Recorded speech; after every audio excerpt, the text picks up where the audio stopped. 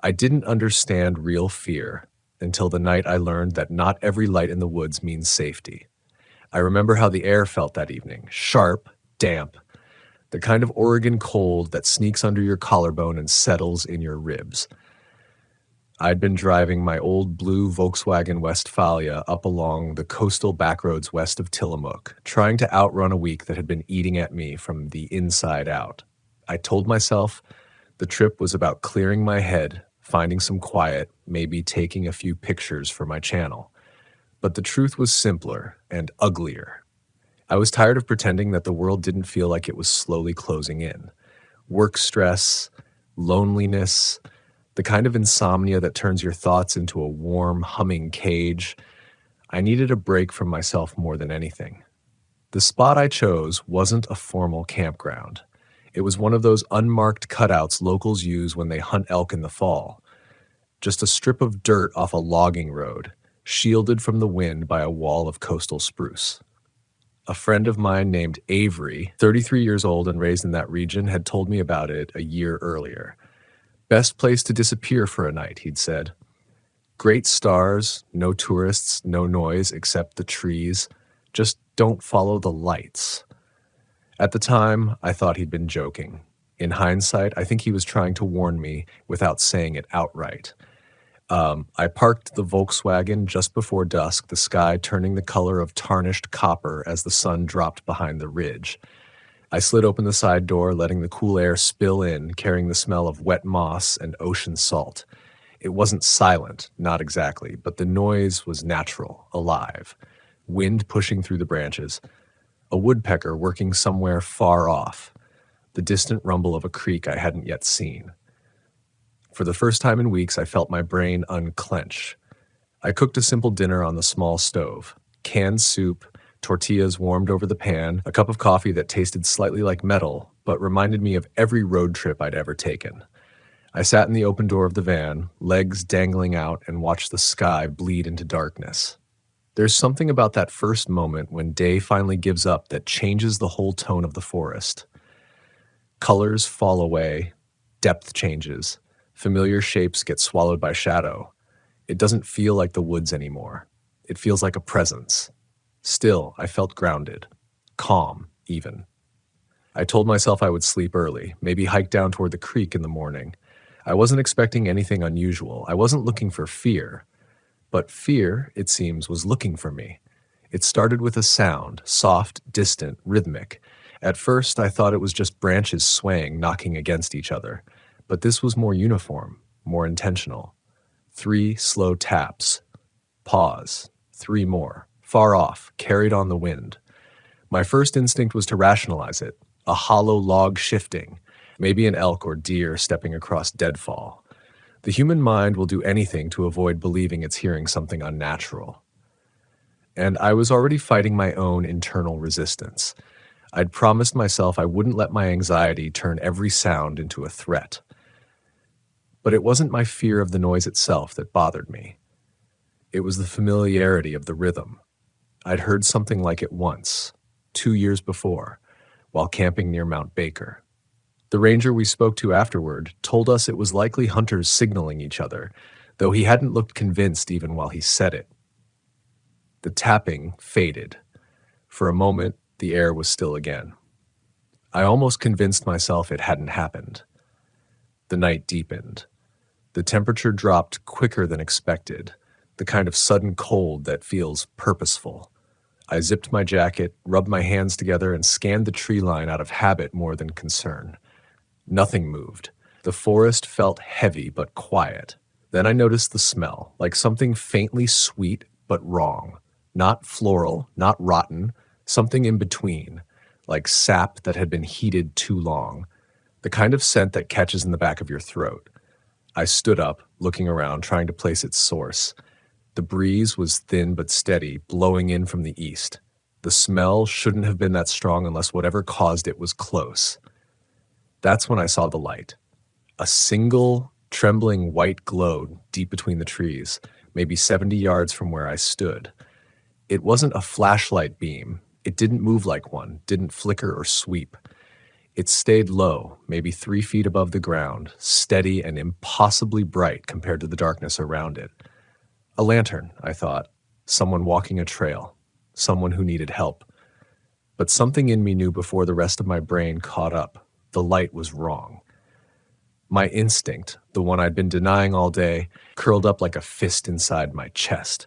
I grabbed my phone from the van. No signal, of course. I stepped forward almost unconsciously, squinting through the darkness. The light seemed to shift, not move, but sharpen, as if noticing me. I whispered to myself, "Who the hell is out here?" I thought about Avery's warning. Don't follow the lights. I didn't want to believe that meant anything. People exaggerate. Locals tell stories. Oregon forests are full of myths, half-truths, things that get twisted over time. But the longer I watched that single lantern glow, the more I felt as though it wasn't just shining, it was watching. I stayed near the van at first, counting my breaths, trying to steady them. The forest was too silent now. No wind, no insects, nothing but the quiet thrum of my pulse in my ears. The air felt denser, colder. Then the tapping started again. 3 knocks. Pause. 3 more. This time they weren't distant. They were closer. Much closer. I held the van door, ready to close it, but unable to force myself to break eye contact with that unnatural glow. It flickered just once. Then it began to move. Slowly, deliberately. Not like someone walking, but like something drifting between the trees, always maintaining the same height from the ground, never swaying, never bobbing. I stumbled back a step, my breath catching. I didn't know what I was seeing. The rational part of my mind was scrambling for anything. Headlamp reflection, another camper, someone with a lantern on a pole, but none of it fit. The light moved in a straight line toward my campsite. I reached into the van, fumbling for the keys I'd left on the small counter. My fingers were shaking harder than I wanted to admit. I wasn't panicking yet, but dread was tightening around my ribs like a slow, unrelenting grip. The tapping came again. Not from the direction of the light, but from behind my van. I froze. The sound was right on the other side of the metal. 3 knocks. Pause. 3 more. The entire van shuddered with each tap, as though something heavy or someone was letting me know exactly where they were. My throat dried instantly. I backed away from the vehicle, turning my head side to side, hoping, praying I would see another explanation. A branch, an animal, anything. But there was nothing behind the van, nothing I could see. Yet the knocking continued, steady and patient, and that drifting lantern light was now less than 50 yards away. I whispered, No, without meaning to. My breath fogged the air in front of me. Every instinct I had screamed to run, to leave everything behind and get back to the road. But something held me in place, a mixture of disbelief and the rigid kind of fear that pins your feet to the ground. Then the knocking stopped. Silence swallowed the forest, and the light stopped moving. It hovered at the edge of the clearing like it was waiting for the next move to be mine. I didn't want to give it an answer, but something worse was waiting behind me. A sound. A breath. Not mine. Just inches from the back of my neck. I didn't turn around at first. I couldn't. My entire body locked up, every muscle pulled tight like a wire about to snap. That breath, warm, controlled, deliberate, brushed the back of my neck with the unmistakable weight of intention. Not an animal. Not the wind. Something standing directly behind me, close enough that I could feel the shape of its presence press against the edges of my awareness. A low tremor rolled down my spine. I wanted to move, but the forest had gone so still, it felt like even shifting an inch would shatter some fragile, dangerous balance. The lantern light hung motionless ahead of me, suspended in the air like a waiting eye. And behind me, that breath came again. A slight inhale, a slow exhale, as if whoever or whatever stood there was testing how deeply fear could root itself inside a person. My lips barely parted when I whispered, "I know you're there." Silence answered, not the reassuring kind, the kind that feels like something is listening. I swallowed hard, the taste of metal rising in my mouth. Slowly, painfully slowly, I lifted my hands, palms open, fingers shaking. I didn't want to seem like I was reaching for anything. I didn't want to provoke whatever had decided to stand close enough to smell the shampoo in my hair. I drew a breath, steadying myself, and forced the words out. I'm leaving. Just let me go. The breath at my neck stopped. Then came the tapping. Not on the van this time, not on a tree, but right beside my left ear, 3 sharp, hollow knocks that weren't made with fingers. More like something wooden or bone. I flinched hard and stumbled forward, spinning away from the sound. My boots slid in the wet needles, my hands catching myself against the side of the Volkswagen. I whipped my head around, searching the darkness for any shape, any outline, any silhouette. Nothing. The lantern light flickered once, as if amused. My heart hammered against my ribs, desperate to escape my chest. I grabbed the van door, yanked it open, and threw myself inside. My fingers fumbled over the keys I'd finally managed to grab earlier. I jammed them into the ignition, twisting hard. The engine didn't start. It sputtered. The kind of stuttering cough that only old engines make when the moisture in the air decides to play against you. I hit the key again, whispering, come on, not now, please not now. Behind the windshield, that floating light began drifting again. Toward me. My lungs tightened. I could hear something moving outside. Soft footfalls circling the van, slow and deliberate, as if whoever was out there knew exactly how fragile my composure was. I couldn't see them, couldn't catch even a shadow of a shape, but every instinct in me felt the orbit of their movement. I hit the key again. The engine coughed, caught, then finally roared to life with a rattling growl that flooded me with a surge of relief. I slammed the van into reverse and stomped on the accelerator. The tires spun. The van didn't move.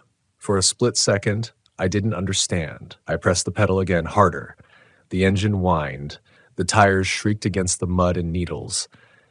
But the van stayed perfectly still. My stomach dropped.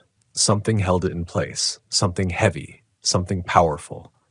I leaned forward, peering over the dashboard, trying to make sense of what was happening. My headlights carved 2 pale beams into the trees, but they didn't reach the lantern light, because the lantern light had vanished. Just gone. Absorbed back into the dark.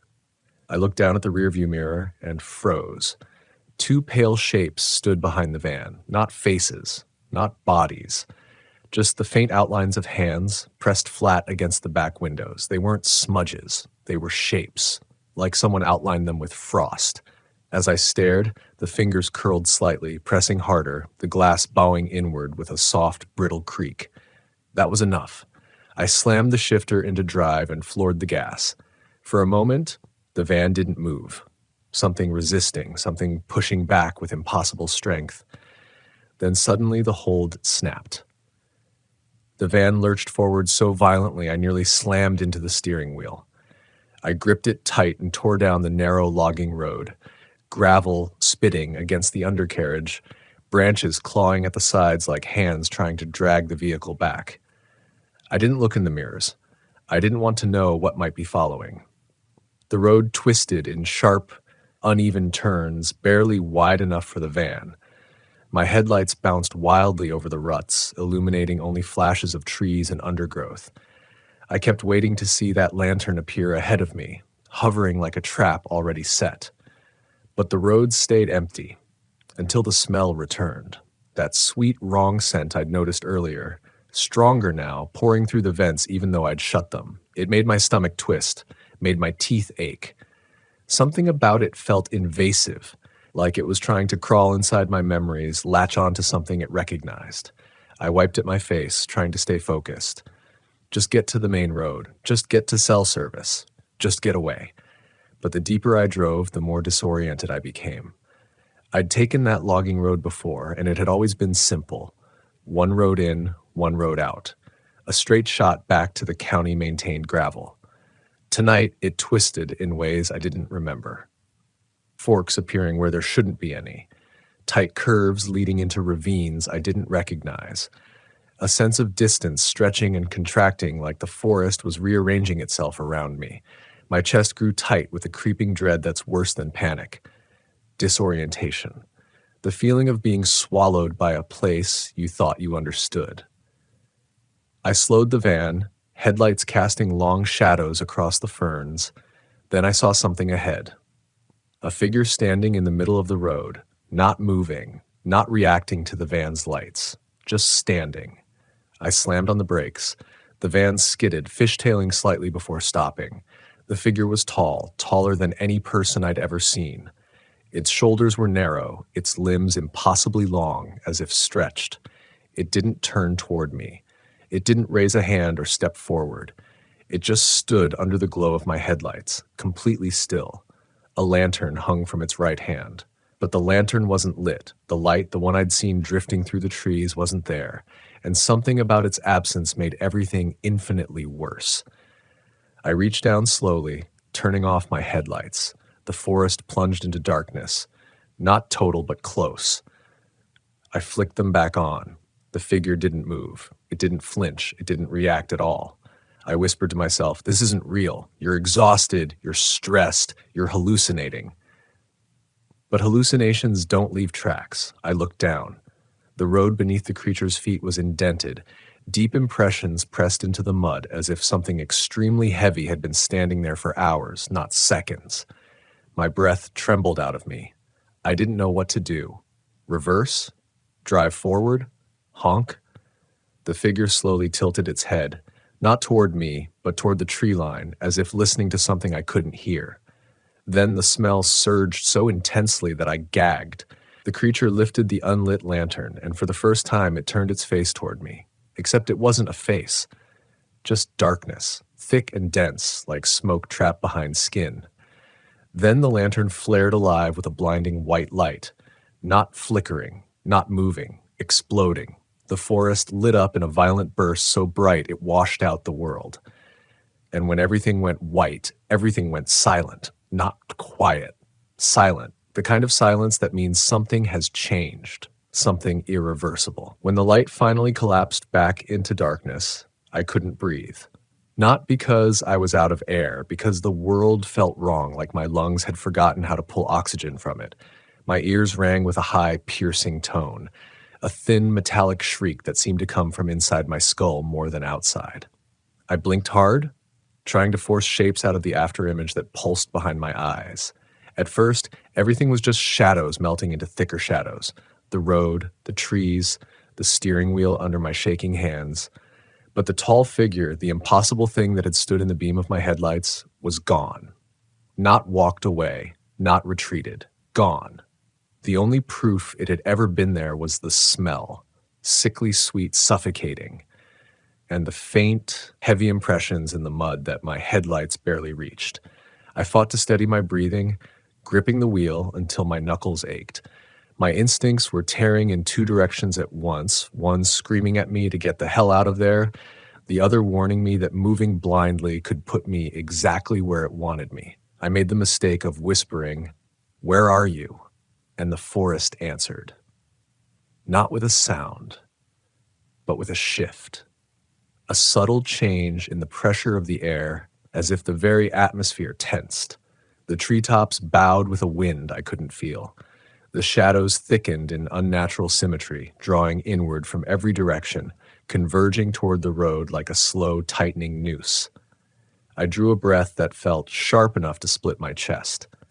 I put the van in reverse and backed away from that stretch of road, tires crunching against gravel, engine shuddering beneath me.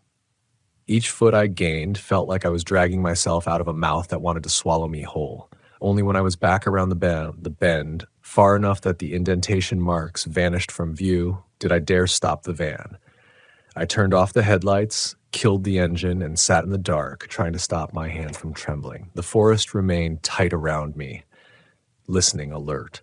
I needed to think, to anchor myself. I had to get a grip before panic pushed me into a mistake I couldn't undo. So I closed my eyes and I listened. At first, there was nothing, just that ringing in my ears. But slowly, like a curtain pulling back, the world returned in fragments, a distant branch snapping under weight, a soft brush of needles shifting, the pulse in my throat beating faster than footsteps ever could. One sound stood out, breathing, not mine, heavy, calm, rhythmic, and close. My eyes snapped open. It was coming from above the van, right above me. The weight of that realization felt like ice poured straight into my spine. I didn't want to look up. I couldn't imagine anything good waiting for me there. But doing nothing, sitting still while something perched above me, felt like volunteering to be prey. My hand crept toward the ignition. Before I could touch it, something tapped on the roof. 3 knocks, slow, measured, then silence. My chest seized so hard it hurt. I bit down on a gasp, muscles locking. I stared at the ceiling of the van as if I could somehow see through it, as if staring would make the thing outside hesitate. The second set of knocks was even slower. This time, each one reverberated with weight, enough force that dust drifted down from the panel seams above me. I didn't know if it wanted me to come out or if it wanted to come in. Either way, I knew one thing with absolute clarity. I couldn't stay parked in the middle of that road. I twisted the key. The engine roared to life, loud and raw in the tight silence. Something above me shifted.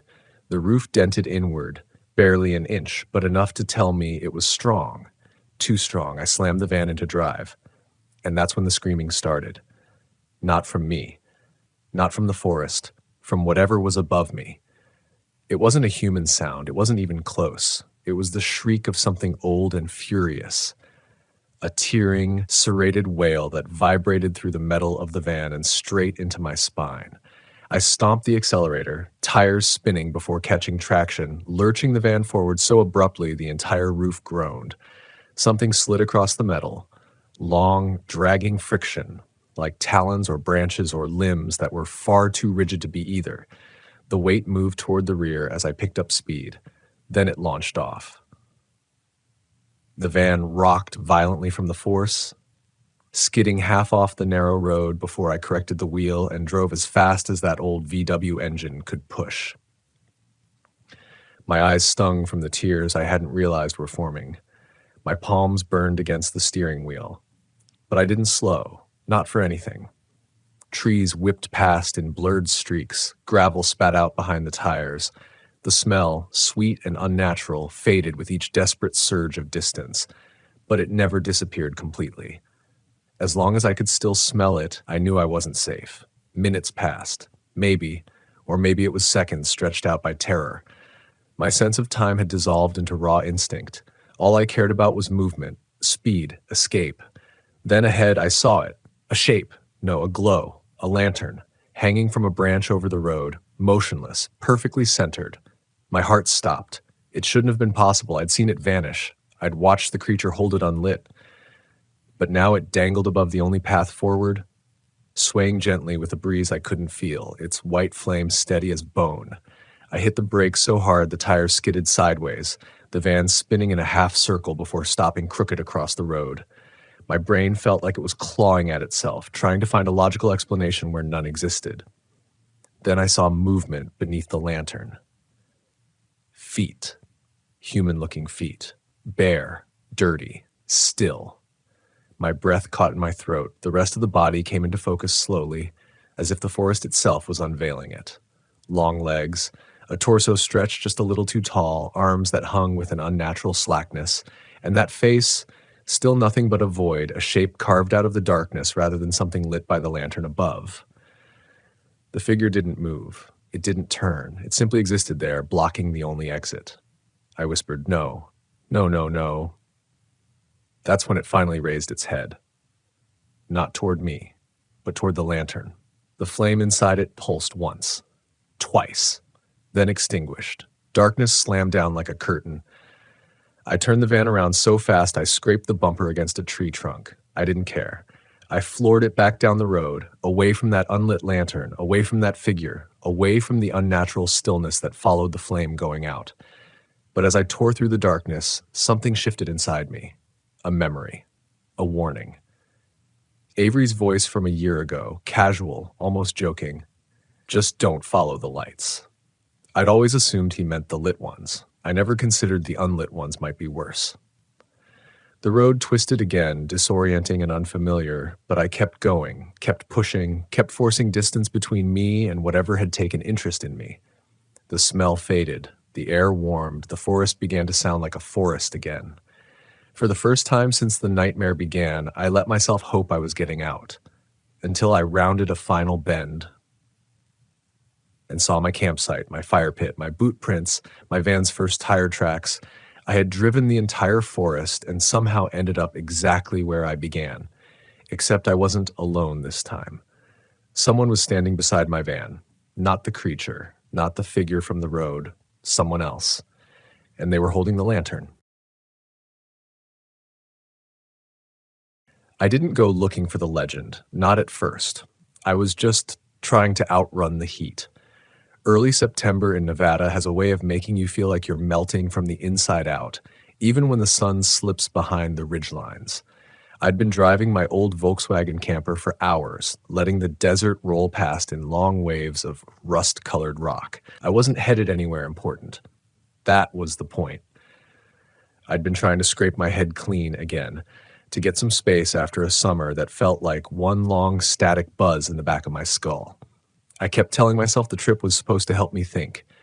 Get out of the city, let the silence do the talking. But when the silence finally came, it didn't sound like silence at all. It was close to dusk when I saw the faded wooden sign. Wraithbone Campground. 2 miles. Someone had taken a knife to the paint, scraping the letters down to raw wood. I slowed the van out of instinct. I didn't remember seeing it on the map earlier, or the map I thought I saw earlier. The one folded in my glove box had the stretch of highway marked as empty. But memory and paper don't always line up out here. Not in the desert. The sky was the color of a dying ember, stretched thin across the horizon. My headlights caught the dust swirling off the old access road as I turned toward the campground, and something in the motion made me feel like I'd just crossed into a different season, a cooler one, even though the air through the window was still warm and dry. I should have kept driving. I knew it immediately, like a flicker of cold in my chest. But the light was fading, and the thought of navigating these back roads at night never sat well with me. And it wasn't fear of the desert. Fear is simple, honest. What I felt was more like a quiet uncertainty, something that pressed against my thoughts before I could name it. The campground was nearly empty. Just a couple of dusty RVs parked far apart and one old tent pitched near a dry creek bed. No camp host, no ranger booth, just a bulletin board peppered with yellowed flyers and blank sheets where notices had clearly been torn down. I pulled into Site 14 without thinking. I only realized the number later when it started to matter. When I climbed out, the first thing I noticed was the smell. Not a bad smell, just out of place. A faint, cool scent, like wet limestone after rain. Impossible in a place that hadn't seen water in months. I breathed it in again, deeper this time. It clung to the back of my throat. The air stirred, a shift of wind through the mesquite bushes. I listened for a follow-up sound. Footsteps, maybe. But the silence rearranged itself instead, like a deck of cards being shuffled somewhere just beyond sight. I shook it off, stretched my legs, and began setting up my small solar lanterns around the van. The sky dimmed to a deep blue bruise as I worked. It felt good to move around after the long drive, good enough that I almost convinced myself I'd imagined whatever made me slow the van in the first place. Then I heard footsteps, light ones, approaching. A man appeared around the edge of the creek bed, maybe mid-50s, sunburnt, wiry, wearing a sun-faded hat and holding a plastic jug of water. He raised a hand in a slow, polite wave. "Evenin'," he said. His voice rasped like he hadn't used it much lately. I nodded back. "Evening." He looked at my Volkswagen for a long moment. Not suspicious, more like he was remembering something. "You're lucky you got this spot," he said. I wasn't sure what he meant. The place was practically empty. Before I could ask, he added, "Most folks don't stay long, not after they hear it." My chest tightened faintly. "Hear what?" He shook his head. Not dismissive, almost gentle. "Doesn't matter yet. Yet." He took a step back but stopped halfway like he'd nearly forgotten something. "You ever hear of the Echo Line?" he asked. The name jolted me. I had heard it. Just once. In an old forum thread about strange experiences on desert trails. The link had gone dead before I finished reading. When I tried to find it again, the entire archive had disappeared, replaced with a message about site maintenance that never resolved. "I've seen the phrase," I said slowly. His mouth pulled down at the corners, not quite a frown, just a tightening. "You should trust your ears out here," he said, "but not the second time you hear something, or the third." "What does that mean?" He opened his mouth, closed it, looked past me toward the darkening ridge. "You'll see," he said, "if you stay the night." And just like that, he turned and walked back toward the tent near the creek bed. His footsteps faded quickly, swallowed by the same strange silence that had settled when I first arrived. I wanted to call after him, ask what the hell he was talking about, but I didn't. I didn't want to sound nervous. Or maybe I didn't want to hear an answer. I finished setting up camp while the stars pricked through the sky one by one. My little battery fan pushed warm air across my face as I sat inside the van with the sliding door open, eating a reheated meal out of a tin. Nothing unusual happened for a while, just insects flickering in and out of the lantern light, branches twitching in the breeze, the occasional groan of the van settling on uneven dirt. Then there was that smell again. Wet limestone, stronger this time, close, like it was coming from inside the van. I leaned forward, sniffing the air near the floor. Nothing. I checked a water jug. Dry. I checked the sink. Bone dry too. The smell came and went like a pulse. I sat back on the bench seat and rubbed the fatigue out of my eyes. The day had been long. Maybe my senses were playing tricks on me. I wasn't used to the desert anymore, not like I used to be. I turned off the lantern outside, slid the door shut, and climbed into the back to settle into the sleeping platform. The mattress felt stiff and uneven. I kept shifting, trying to find a comfortable position. The wind pushed against the van occasionally, making it sway just enough that I felt like I was floating. I closed my eyes. A low whistle drifted through the night. I froze. It wasn't a person whistling. It sounded like wind, but not random. There was a rhythm to it, a pattern. The first tone rose, the second dipped, the third repeated the first exactly. I strained to listen, barely breathing. The whistle came again. Same pattern, same spacing, like a memory trying to repeat itself. My heartbeat began to climb. Maybe it was just the wind passing through some natural shape in the rocks, echoing off the ridges in a strange way. The desert can do that. It's full of tricks shaped by erosion and time. But then something added itself to the whistle. A soft crackle of static, like a radio signal crawling across an empty frequency. I sat up immediately, knocking my knee on the wooden frame. Static. Out here, I reached for my phone to check if it had turned on a notification, maybe a clip loading by accident, but the screen was black. Dead black. Not low battery, not booting, not responding at all. Outside, the wind carried another whistle. This time I heard something inside it, my name. Not spoken, not whispered, just shaped, like the sound folded itself around the syllables. I held my breath until my lungs burned. It came again, the exact same pattern, the exact same tone, the exact same impossible voice. And then somewhere near the creek bed, I heard someone murmuring, a man's voice, the man from earlier, saying something over and over under his breath, something like, "Not the first echo. Not the first echo. Not the first." Then everything went quiet, completely quiet. The air stopped moving, the van stopped swaying, and my breath felt too loud inside my own skull. I realized then that the night wasn't silent at all. It was listening. I didn't sleep. Not really. I must have drifted in and out, but every time my breathing slowed, a faint thread of sound pulled me awake again. Wind brushing against something hollow, or maybe nothing brushing against anything at all. My body felt heavy, but my nerves stayed lit, each one flickering with the same cold awareness you get when you feel someone staring at you through a window. Sometime around 2 or 3 in the morning, the temperature inside the van dipped sharply. Not enough to see my breath, but enough to raise goosebumps along my arms. I tugged the sleeping bag tighter around me and listened. Nothing. Too much nothing. The desert at night has its own pulse. You never realize how alive it is until it stops. I finally sat up, rubbing my eyes hard. I needed air, needed to move. I slid the van door open gently, half bracing myself in case someone or something stood waiting. But only the darkness greeted me. Cool, dry, moon-washed darkness. I climbed out barefoot onto the dusty ground and stood there for a moment, trying to steady my breathing. The campground was motionless. Lanterns in the distant RVs were dark. The man's tent near the creek was just a sliver against the earth, like a cut someone had stitched shut. For a moment, everything seemed normal. Still eerie, but normal. A quiet desert night. Then the wind stirred, carrying that wet limestone scent again. I turned my head slowly, following the smell. It drifted from the direction of the creek bed, moving gently toward me, not like air shifting randomly, but like something walking with it. That same pulse of unease, cold and hollow, settled in my chest. I whispered to myself, "Don't go over there," but my feet started moving anyway. The dust felt cold beneath my toes, colder than desert ground should ever be at night.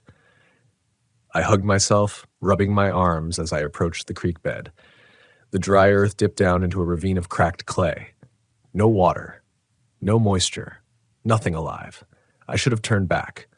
I knew it. Every step I took felt like pushing deeper into someone else's memory. I stopped near the man's tent. A lantern flickered inside, dim, almost out. I hesitated, then gently called out, "You awake?" No answer. Just that faint flicker of light, wavering like it was struggling to hold its shape. I crouched closer, listening.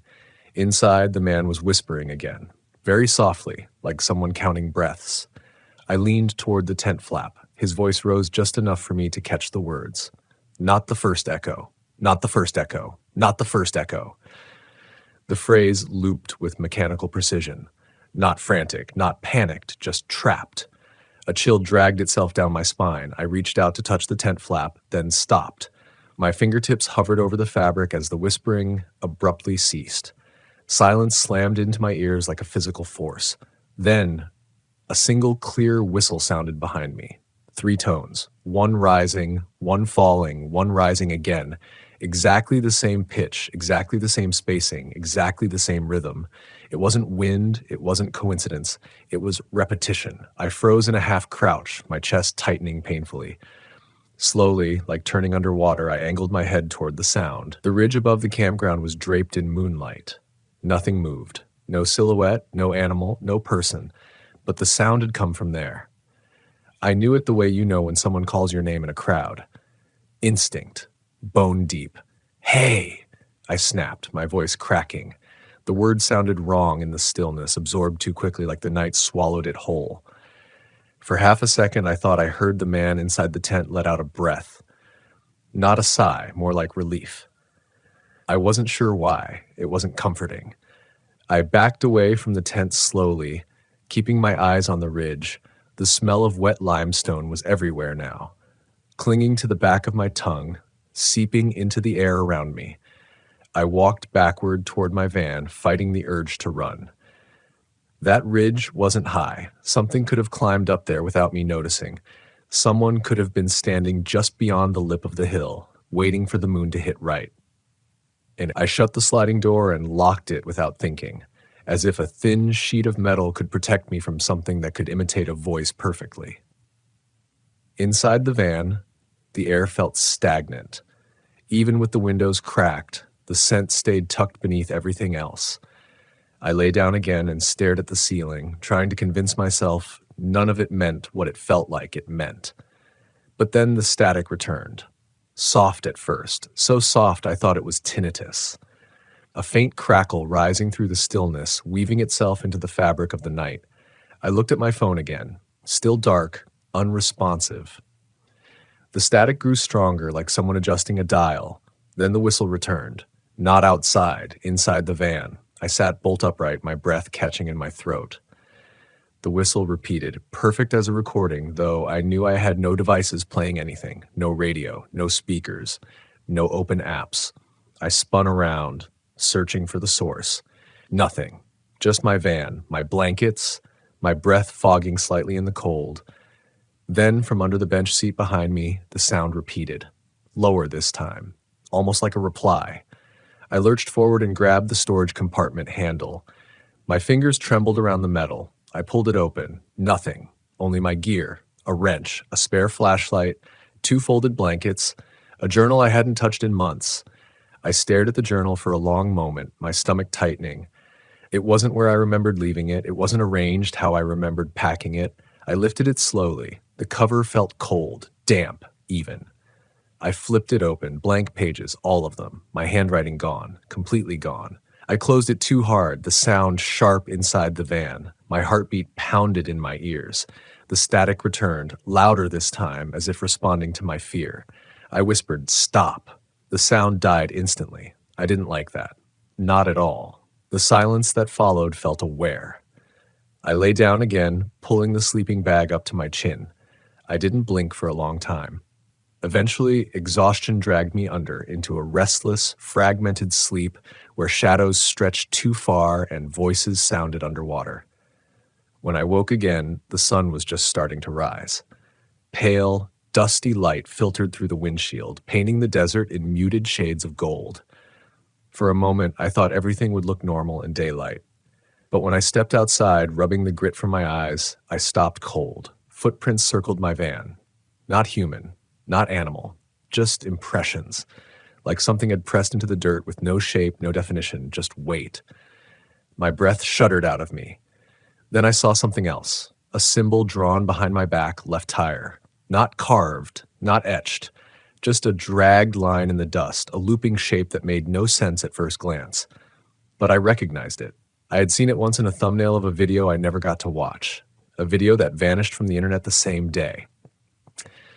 A strange looping mark someone claimed appeared near abandoned campsites across the Southwest. I stared at it, my scalp prickling with cold. Something rustled behind me. I turned. The man from the tent stood at the edge of the creek bed, his face pale in the early light. "You heard it, didn't you?" he asked. I couldn't answer. He nodded slowly, grimly. "You never trust the first echo," he said. "But the second one, that's the one that knows your name." I swallowed hard. "What happens if you hear a third?" He looked at me for a long, sad moment. "You don't stay." My throat tightened. "Stay where?" He shook his head. "It doesn't matter where," he whispered, "because after the third echo, nowhere is where you think it is." Death. His words hung in the morning air longer than they should have, as if the desert wasn't done listening to them. The light creeping over the ridge didn't feel warm. It felt thin, like it was stretching itself across the ground instead of rising into it. I rubbed my arms, trying to shake off the chill. "You should pack up," the man said, "before it follows the heat again." "Follows the heat?" I repeated. He didn't answer. He just walked back toward his tent with that same slow, deliberate pace, like every step was carefully measured. When he ducked inside, the fabric barely rustled. I waited a moment, listening for more whispering, but nothing came. Just wind brushing across the bare creek bed, and under it all, faint, so faint I almost convinced myself it wasn't there, a lingering thread of static. I forced myself to look away from the man's tent and back toward the van. The symbol behind the tire was still there. The looping shape seemed deeper in the dirt now, though I hadn't touched it. Or maybe the angle of the morning light just emphasized the curve. Either way, it made my stomach tighten. I crouched down beside it, squinting. The line had a slight shimmer to it, almost like the dust hadn't settled completely. It reminded me of something I'd seen while scrolling late one night, chasing paranormal rabbit holes out of boredom rather than belief. A blog post, old archived, talking about recurring marks found on maps of forgotten trails. The article vanished when I tried to click back to it later. The entire blog eventually redirected to a broken domain. I didn't like that I remembered this. I didn't like that the symbol looked familiar. I brushed the dirt with my palm until the mark blurred into nothing. Then I stood quickly, suddenly desperate to be anywhere but crouching near the ground. I started packing up. Fast. Too fast. My hands shook as I shoved gear into its usual compartments, and every mundane sound, clattering pans, the click of latches, the slide of the door, felt sharp, intrusive, wrong in the open desert air. Every few seconds I'd pause, listening, certain I'd hear that whistle again. certain I'd hear my name folded into it. But the morning stayed quiet, almost too quiet. When I finally started the van, the engine coughed twice before turning over, a sound it hadn't made in months. I gave the dashboard an anxious tap, as if that could steady the mechanical pulse. Then I eased out of the campsite and headed toward the gravel road. As I passed the bulletin board, sunlight hit the scraps of paper pinned to it, and something caught my eye. There was a map. Not of the campground, but of the surrounding area, and someone had circled a point not far from my site. Site 14. The ink was faint, like it had been rubbed and redrawn multiple times, but the circle remained. Under it, written in small letters, was a phrase I had seen only once before, etched on a ranger tower wall in another desert state, hundreds of miles from here. Echo Line. My hands tightened on the steering wheel. I looked closer. There was something else drawn near the circle. A looping symbol, shaky, incomplete, almost identical to the one I'd erased in the dirt. A prickle of dread traveled up my spine. I didn't want to look any longer. I drove. The access road stretched out ahead of me in long, slow curves. The desert brightened around me, but the warmth didn't return. Even with the sun climbing, the air held a cool undertone, like dawn had settled permanently into the valley. I told myself the man had rattled me. That was all. I was tired, overly suggestible. The desert can play tricks on your senses. But then, about a mile out from the campground, I noticed something wrong. The dust behind the van wasn't rising normally. It swirled in tight spirals that didn't dissipate. They twisted into shapes that almost looked like no. I pressed harder on the accelerator, the engine whining as the van lurched forward. Don't look at it. Just go. I focused on the road, keeping my eyes locked on the dusty strip stretching ahead. I just needed pavement again. Civilization. Distance. But the feeling of being watched crawled behind my ribs with each passing minute. My mind replayed the whistle from the night before, 3 tones, looping, familiar as if spoken by someone I once knew. You don't trust the first echo, but the second, a shiver ran down my arms. You don't stay after the third. I pushed the thought away. It clung anyway. Eventually the gravel softened back into pavement and the highway opened before me like a promise. A return to normalcy. Rationality. Just miles of asphalt cutting through open land. But as my tires touched the smooth surface, the radio crackled to life. I hadn't touched it. It wasn't even switched on. I reached for the knob, but the static grew louder before I could grab it. Then, 3 tones. Not quite a whistle this time. More like something repeating what it remembered a whistle sounding like. A mimicry, the tones flattening together at the edges. I yanked the power knob until it clicked. The sound didn't stop. It wasn't coming from the radio. It was behind me, inside the van. My shoulders tightened. My breath stuttered. I kept my eyes locked on the road because I knew, instinctually, bone level, that turning around would be the wrong thing. The whistle repeated. 3 tones. Closer. I flicked my eyes to the rearview mirror. My stomach dropped. There was nothing visible, but the curtain dividing the cab from the living space moved. Just slightly, as if something had brushed it. My vision pulsed with panic. The van swerved. I corrected too hard. The tires skidded, gravel spitting from the shoulder. For a moment, I thought the whole van would tip. Then, silence. The curtain stilled. The static evaporated. The air normalized.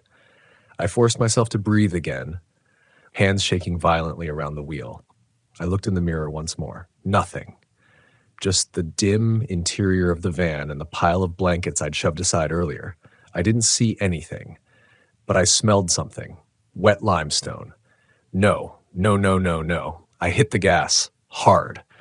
The van responded with a strained groan, but it accelerated enough to push air through the windows. The scent thinned, then disappeared. By the time the road straightened out again, my pulse had finally slowed enough that I could think clearly.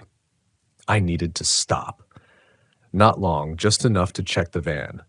Make sure nothing had crawled inside, something physical could have gotten in. A lizard, a pack rat, something. I pulled off at the next turnout, an empty gravel patch overlooking a shallow canyon. The wind brushed lightly against the van. The warmth finally caught up, sunlight pressing into the metal roof with familiarity. Comforting. normal. I stepped out and opened the sliding door. Nothing. No footprints. No disturbed blankets. No indentation in the cushions. I let out a breath and leaned against the frame. Maybe I was finally losing it. Maybe the man's words were still lodged in my head. Maybe the desert had played its tricks too well. But then, something glinted on the floor. A small object beside the storage compartment. I crouched down and picked it up. A stone, perfectly smooth. Cool to the touch. My heartbeat punched upward. It smelled like wet limestone. I stared at it, throat tight, breath faltering. Then I noticed something carved into its surface. A looping symbol, almost identical to the one in the dirt, almost identical to the one on the map, almost identical to the thumbnail from the vanished video. My pulse pounded. Behind me, wind swept across the canyon carrying a faint whistle. 3 tones, rising, falling, rising again. I closed my hand around the stone, hard. Too late, I realized I'd already heard it twice. I didn't move for several seconds. I just crouched there beside the open van door, gripping that cold stone so tightly I could feel the edges pressing into my palm. The whistle faded into the canyon, swallowed by distance, but its rhythm lingered in my ears. 3 tones, the familiar rise and fall, the same unnatural precision. The second echo knows your name. The man's words repeated in my mind until my breath started to thin. I shut the sliding door, my hand trembling as I yanked it harder than necessary. The sound slammed through the still air, ricocheting off the canyon walls. For the first time since arriving at Wraithbone Campground, the noise felt like mine. Something real, something grounded. I needed that. The sun felt hotter now, the heat gathering around me like a boundary, a barrier against whatever cold had followed me off the ridge. I walked around the van, checking the roof, the undercarriage, the wheel wells, every latch and hinge. Nothing unusual, nothing out of place, nothing that explained the feeling crawling beneath my ribs. Then when I rounded the back of the van, something made me stop. A faint smear on the rear window. It wasn't dust or dirt. It was a line, curved, looping, incomplete, like a fingertip dragged across the glass. The same symbol. I stepped back instinctively, every nerve firing at once. The smear was faint enough that someone else might have mistaken it for a smudge, a streak left by a poorly wiped cloth. But I knew better. I'd seen that shape too many times in too many places it shouldn't be. My grip tightened around the stone in my hand. The coolness seeped into my skin. I didn't remember grabbing it after all. I tossed the stone into the canyon as hard as my shaking arm allowed. It arced through the air, caught the light briefly, then vanished into the emptiness below. I waited, expecting a clatter or a faint impact. There was nothing, not even an echo. The silence pressed in too tight around me. I forced myself back into the van and shut the door. My breath stuttered as I turned the key in the ignition. The engine hummed normally this time, no hesitation, no coughing fit, and the sound washed over me with relief. Just drive. Put miles behind it. Distance matters. The highway unfurled ahead of me, long and shimmering with heat. The desert stretched wide, empty, familiar in the way a vast blank page is familiar, comforting until something starts writing on it. For a while, I didn't hear anything. No static, no whistle, no strange shifts in temperature. My hands loosened on the wheel. My shoulders began to drop from their hunched position. The normal hum of tires on asphalt filled the van. I even turned on the radio, not because I expected it to work, but because silence suddenly felt more dangerous than noise. It sputtered to life with a burst of static before settling on an AM station playing old country music. The signal wavered but held. Something real, something outside my head. I exhaled. Miles passed, maybe 15, maybe 20. Enough that I started to believe whatever followed me had been tied to the campground or the ridge or the cold scent of limestone pressed into the night air. But then the road curved, a long sweeping bend around an outcrop of jagged rocks, and the scent returned. Wet limestone. I swallowed, gripping the wheel harder. No, I whispered to myself. Not here, not now. The scent thickened, blooming through the van's interior like it had been waiting for the right moment. My chest tightened with each inhale. I rolled the windows down fully, hoping the rushing wind would flush it out. But the smell didn't weaken. If anything, the movement of air seemed to stir it, circulating it, waking it. The country station cut out, static bled back in, soft at first, then louder, and under it, 3 tones, not whistled, hummed, low, resonant, almost human. I hit the radio's power button, then again, and again. The static didn't stop. My throat dried. Something was wrong with the road ahead. The bend felt too long, the rock formation too familiar. The same jagged shadow caught the same angle of sunlight. My stomach curled tight as I realized I'd already driven past this exact section. I looked at the odometer. The numbers hadn't changed. I pressed harder on the gas. The engine responded, pushing the van faster, but the scenery didn't shift. It repeated, looping, seamless, a long curve around a jagged outcrop. The same spill of sunlight, the same faint shimmer in the air, the same smell. I whispered into the empty van, no, please no. The static swelled, and then, clear as if someone sat behind me, a voice murmured, third echo. I slammed the brakes. The van fishtailed, tires screaming against asphalt, dust erupting around me as I skidded to a stop on the shoulder.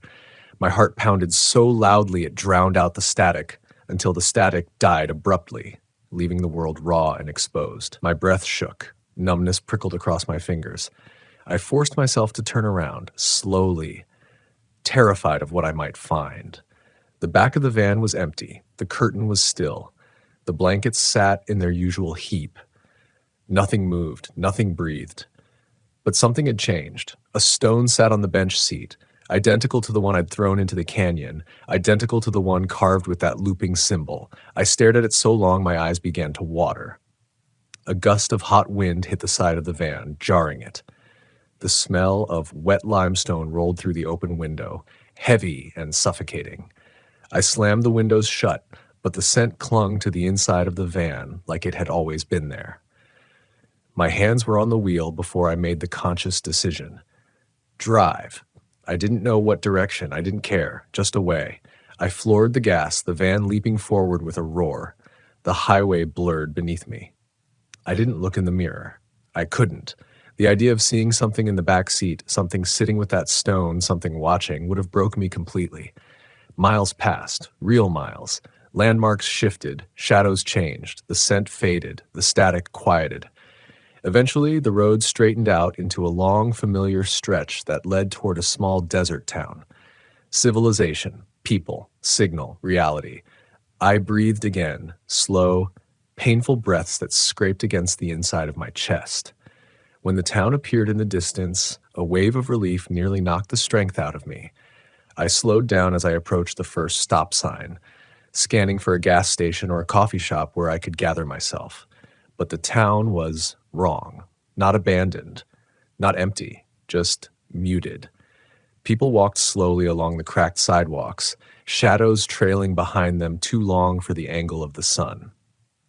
A dog sat beside a bench, staring at me without blinking. A woman stepped out of a store holding a paper bag, paused when she saw my van, and subtly stepped backward into the doorway again. Everyone looked like they were listening to something I couldn't hear. The static tickled the edges of my hearing. Then a man, tall, sunburnt, wearing a faded fishing vest, stepped off the curb and raised a hand. For a split second, I thought he was waving. He wasn't. He was signaling me to stop. I rolled down my window, heart hammering. He leaned in, eyes scanning me, scanning the van, scanning something behind me that I didn't dare look at. "You just came from the South Road?" he asked. I swallowed. "Yeah." His expression tightened. "You shouldn't have heard it." My voice cracked. "Heard what?" He took a half step back, the color draining from his face. "Tell me you didn't hear it 3 times.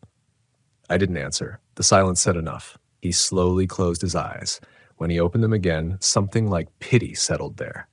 "Then don't stay," he whispered, not even long enough to ask directions. I gripped the wheel so tightly my knuckles whitened.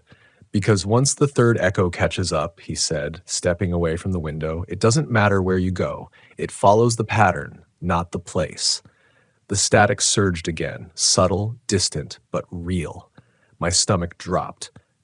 The man backed away from the van like someone distancing themselves from a fuse.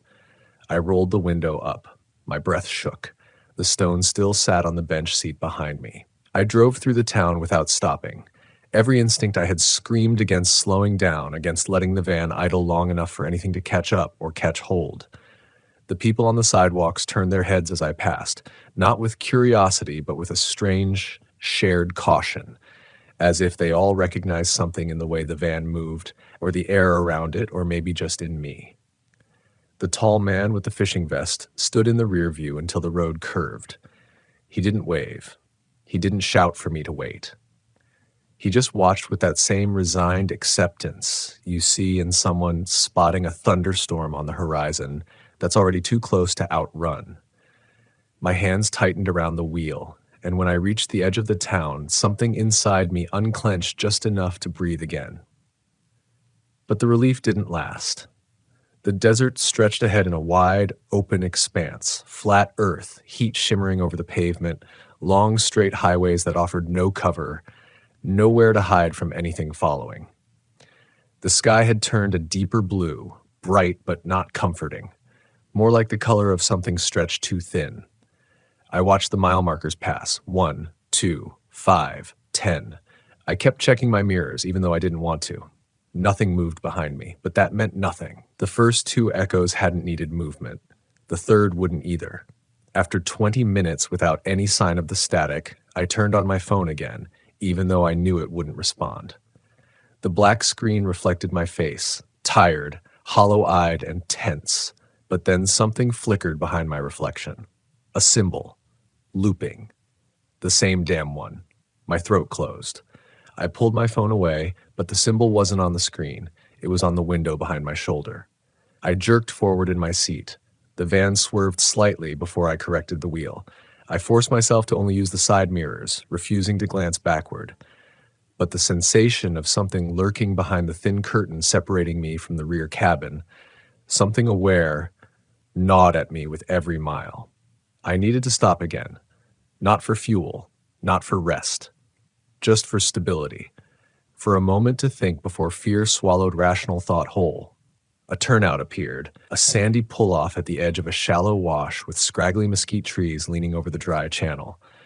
I slowed and pulled into the shade, engine idling low. The quiet that followed didn't feel hostile, not immediately. I took a deep breath, trying to ground myself, but the scent that filled my lungs wasn't heat or dust or desert sage. It was limestone, cold, damp, wrong. My fingers trembled as I shut off the engine. I listened, nothing. No static. No whistle, no voice. Just the faint rustle of wind brushing through brittle branches. I opened the door and climbed out, letting the hot air hit me hard. The warmth felt real, too real, and for a brief moment I convinced myself that sunlight was an anchor, something the echoes couldn't climb through. The van ticked softly as the engine cooled. I walked around the wash, trying to steady my breathing. My thoughts were scattered, heavy as if something had rewired them while I slept. The smell faded, replaced by plain desert air, dry and neutral. My heartbeat slowed. I leaned against a rock outcrop and stared at the van. The windows were dark. Still. Normal. Nothing moved inside. I told myself the stone on the bench seat was just coincidence. The looping symbol coincidence. The whistle's weird wind patterns. The static and old radio glitch. But part of me didn't believe a word of it. Not after the map. Not after the erased journal. Not after the identical stone that returned to my van without footsteps. Something shifted beneath the wash, a faint cracking sound like dried earth settling. I straightened. The noise stopped instantly. I held my breath. After several seconds, I heard it again, but this time it wasn't settling earth. It was tapping. Soft, rhythmic. 3 taps. Pause. 3 taps, the same pattern. I stepped back, pulse hammering, scanning the wash. The mesquite branches trembled slightly. Dust lifted in a slow curl. Shadows under the brush thickened unnaturally, clustering in a way that didn't match the angle of the sun. The tapping stopped. Then, from the far side of the wash, a low single whistle drifted into the heat. 3 tones, rising, falling, rising. I stumbled backward, my ankle rolled in the sand, and I caught myself on a rock, heart slamming against my ribs. The whistle repeated. Closer. But nothing moved. No shape, no figure, no breath of air. Just sound. Impossible sound. I bolted toward the van, fumbling with the door handle. I dove inside and slammed the door behind me. The interior smelled like sunlight and dust. Nothing else. No limestone, no cold, no wrongness. For a moment, then the static seeped in from nowhere. Slow, subtle, under the floor like it was rising through the metal. My breath hitched. I reached toward the gear shift, but froze. Something was reflected in the windshield, not behind me in the van, outside. Across the wash, a figure, distant, unclear, standing so still it almost disappeared into the heat shimmer. Too tall to be the man from the creek bed, too thin, too motionless, and the angle it stood at, it was facing me, watching. I blinked hard, but the figure didn't fade or move or shift. It just stood there, the desert heat bending slightly around it. Static thickened in the van again. My fingertips went numb. I reached blindly for the ignition, terrified to take my eyes off the figure even for a moment, but the instant my fingers touched the key, the figure vanished. Not stepped aside, not walked away, just blinked out of existence like a faulty frame in broken footage. The static cut off. Dead quiet. My breath shook out of me. I started the engine. The van roared awake, stronger than before, as if it agreed with the decision. I kept my eyes on the road. I didn't look toward the wash again. I didn't want to see if the figure had reappeared. I didn't want to risk a third echo happening anywhere near me. But the silence around me felt brittle, ready to shatter. The van climbed back onto the highway. I accelerated hard, faster than I ever drive in this vehicle, letting the engine strain. The road stretched long and empty as far as I could see. 10 miles passed, then 15. The highway began to rise gently toward a distant plateau. Shadows shifted across the hills, and the sky changed color again, turning pale and washed out, almost gray. I hadn't noticed any clouds. I hadn't noticed any weather change. Then, a faint click sounded behind me, very soft, like someone tapping the inside of the van's metal frame. 3 taps, exactly measured. My breath caught, my hands locked around the wheel. I didn't look in the mirror. I couldn't. Something cold slid down the back of my neck. Not a touch, just the feeling of a presence leaning close. My mind screamed to keep driving, but instinct forced one glance, just one. The mirror tilted slightly from the bumps in the road, catching the bench seat. And there, sitting exactly where the stone had been, was a folded piece of paper, old, yellowed, edges burned or decayed. I recognized it instantly. A printed page from a blog post I'd read years ago, the same one that vanished. The same one detailing strange experiences on desert trails. The same one that had shown the looping symbol. I had never printed it, I had never saved it, I had never touched a physical copy. But it sat in my van, waiting. Static rose softly around me. Words appeared across the paper as if written by a typewriter key pressed into ash. You are on the line. My breath shattered, because beneath that, barely visible, was another sentence forming. The third echo isn't the last one. I don't remember making the decision to pull off the highway. One moment the paper lay on the bench seat behind me, its burned edges curling like fingers. The next, I was gripping the wheel with both hands, guiding the van onto a narrow service road that cut through the plateau like a wound. The words on the page, "You are on the line," kept repeating in my head. Not in my voice, not in anyone's voice. Just a feeling that followed the rhythm of my heartbeat. The line. The man at the creek bed had said something about the line. The fisherman, the hiker, the ranger at the gas station.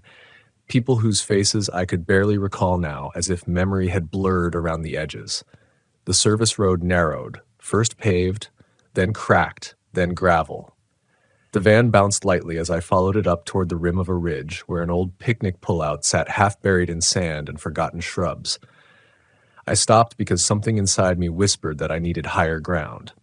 A vantage point, somewhere the echoes couldn't catch up or couldn't cross. The wind hit the van harder up here, not cold, just forceful, intentional, like it wanted in. I opened the door and stepped out. The desert view widened below me, endless, harsh, and pale. but something felt wrong in the panorama. Shapes didn't line up the way they should. Distant hills towered too sharply. Dry washes ran in impossible straight lines. Shadows leaned the wrong direction, pointing toward the sun instead of away. I blinked over and over, but the angle didn't correct itself. I breathed in deep to steady myself, then froze. Limestone again. Damp. Mineral. Incorrect for the desert. The same smell as before. I turned in a slow circle, scanning the ridge. Everything looked empty. Dead. Still. But the smell grew stronger. I took one step toward the overlook railing, rusted, warped, leaning precariously, and then a faint scrape sounded directly behind me, not close. Inside the van, I spun around, expecting the door to swing open, expecting to see someone sitting in the driver's seat, expecting anything but what I actually saw.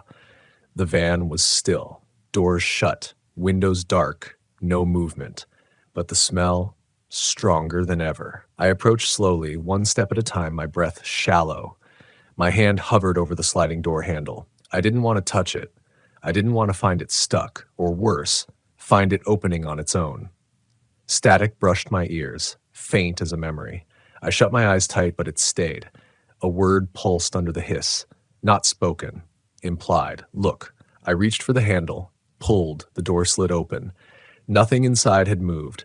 The blanket on the bench seat remained rumpled. If the storage cubbies closed, the cooler sat in the corner, and the paper, the old printed blog post page, lay on the cushion where I'd last seen it. Except something had been added. The looping symbol had been drawn over the text, not printed. Drawn. Fresh, dark ink glistening in the light. A second sentence sat below the first. The fifth comes forward. My stomach dropped. I stepped back without meaning to. Fifth? Fifth what? I counted in my head. The creek bed at night. The man at the gas station. The symbol appearing behind me. The figure in the wash. The paper returning. 5. But that last one didn't feel like the fifth. It felt like the beginning of something else. Something still coming. The wind shoved the van door slightly, making it rattle. The sound jolted me back into my body, back into fear. I grabbed the paper with a shaking hand. It felt warm. Too warm. Like someone had held it a moment earlier, or breathed on it, or whispered across its surface. I folded it quickly and stuffed it into my jacket pocket without looking at it again. When I turned back toward the ridge, toward the crooked railing overlooking the warped desert, something waited on the horizon. At first I thought it was a shadow, a dark patch of land, or maybe a cloud formation that hadn't been there before. But the shape sharpened. Not a cloud, not a shadow. A vertical line. Straight. Tall. Impossible. As if someone had drawn a single stroke through the sky, splitting it. A shiver ran down my spine so fast I nearly collapsed. The wind died. Silence rolled across the plateau like fog. And then 3 taps sounded behind me. Inside the van, exactly measured. My legs moved before my mind caught up. I scrambled into the driver's seat, slammed the door, and locked it. The van shook once, just a passing gust of wind, I told myself, even though the air had fallen eerily still. I started the engine, but before I could shift into drive, something caught my eye in the side mirror. Movement. Slow. Deliberate. Swaying. A tall, thin silhouette stepped into view behind the van. The same proportions as the figure in the wash, but clearer now, outlined in harsh daylight. I couldn't breathe. It didn't walk closer. It didn't knock. It just stood there, watching. And the longer I stared into the mirror, the more the silhouette seemed to blur, like it wasn't one figure at all, but several laid over each other, slightly offset, like misaligned frames in video footage, like something trying to be one thing but remembering being many. Static filled the van again, louder, sharper. This time, the noise wasn't coming from nowhere. It was coming from the speakers, even though the radio was off. The sound thickened into a pulse, almost rhythmic, like a heartbeat struggling to synchronize with mine. Then a voice rose under the static. Not human, not digital. Something caught in between. "You're on the line." Every muscle in my body seized. I jammed the van into drive and floored the accelerator. Gravel sprayed behind the tires. The van lurched forward, fishtailing before gripping the pavement. I didn't look in the mirrors. I didn't breathe. My hands shook uncontrollably on the wheel. The ridge dropped behind me, the plateau fell away, the highway reappeared like salvation. But the static stayed. I hit the main road and kept driving until the ridge vanished in the distance, until the warp shadows blended back into ordinary desert nothingness. Only then did the static fade. Only then did I breathe again. Miles passed. The wind returned, normal now, brushing gently over the metal frame. The sun lowered toward the horizon, bleeding orange across the highway. My pulse finally steadied. I kept driving. I told myself not to stop until I reached a town. Any town, a store, a gas station, someone real. But as the sun dipped behind a low ridge and the sky turned darker, something flickered on the dashboard. My GPS, it turned on by itself, no signal, no map, just one phrase displayed across a blank screen.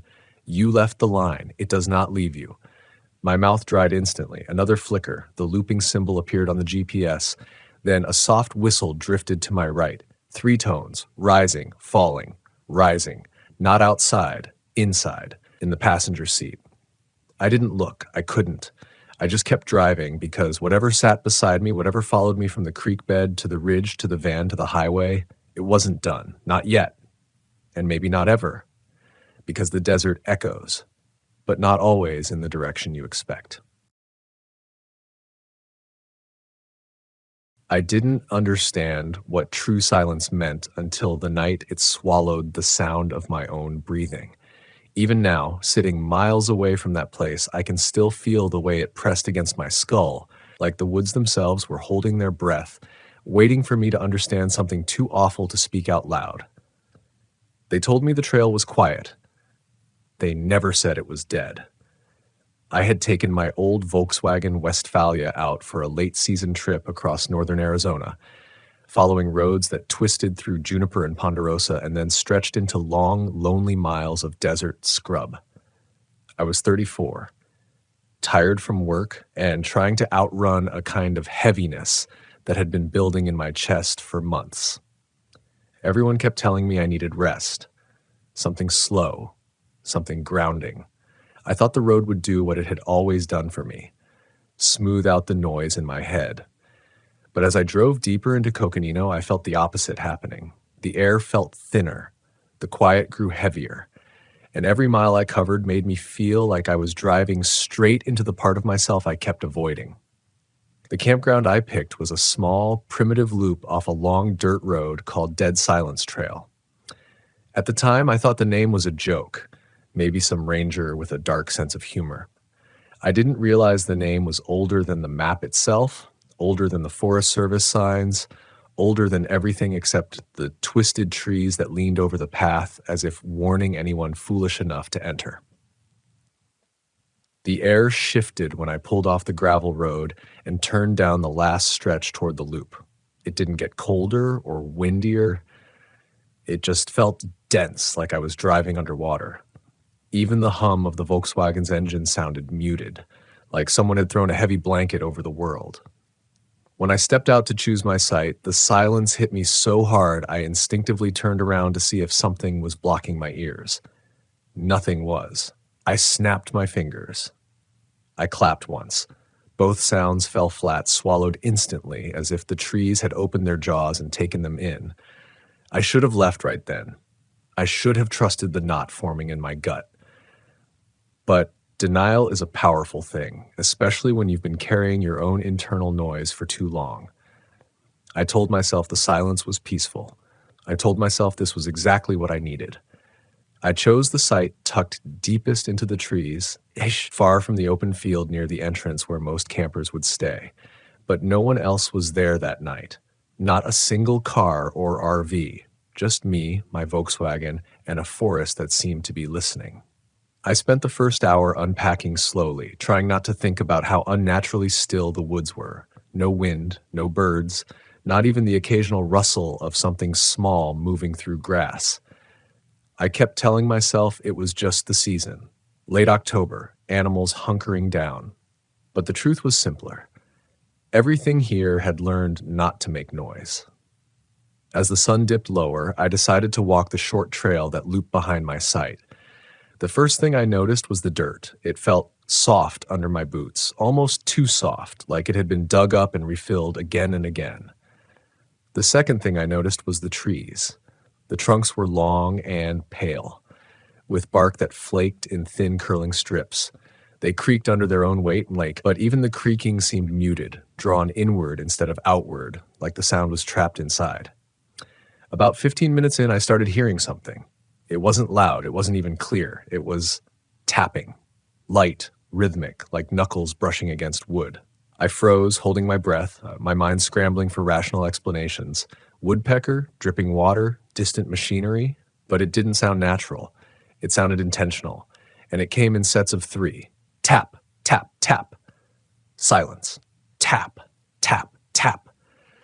The spacing was too deliberate, the timing too human, and the silence that followed each set seemed to stretch just a little longer, like something was waiting to see if I would respond. I turned in a slow circle, scanning the trees, the shadows, the underbrush. Nothing moved. Nothing shifted. The tapping stopped. But the longer I listened, the more wrong everything felt. It wasn't that I couldn't hear anything. It was that there was nothing to hear. The world was blank, erased, as if the forest had been emptied of everything except me. My heartbeat sounded loud in my ears, loud enough to break the unnatural quiet.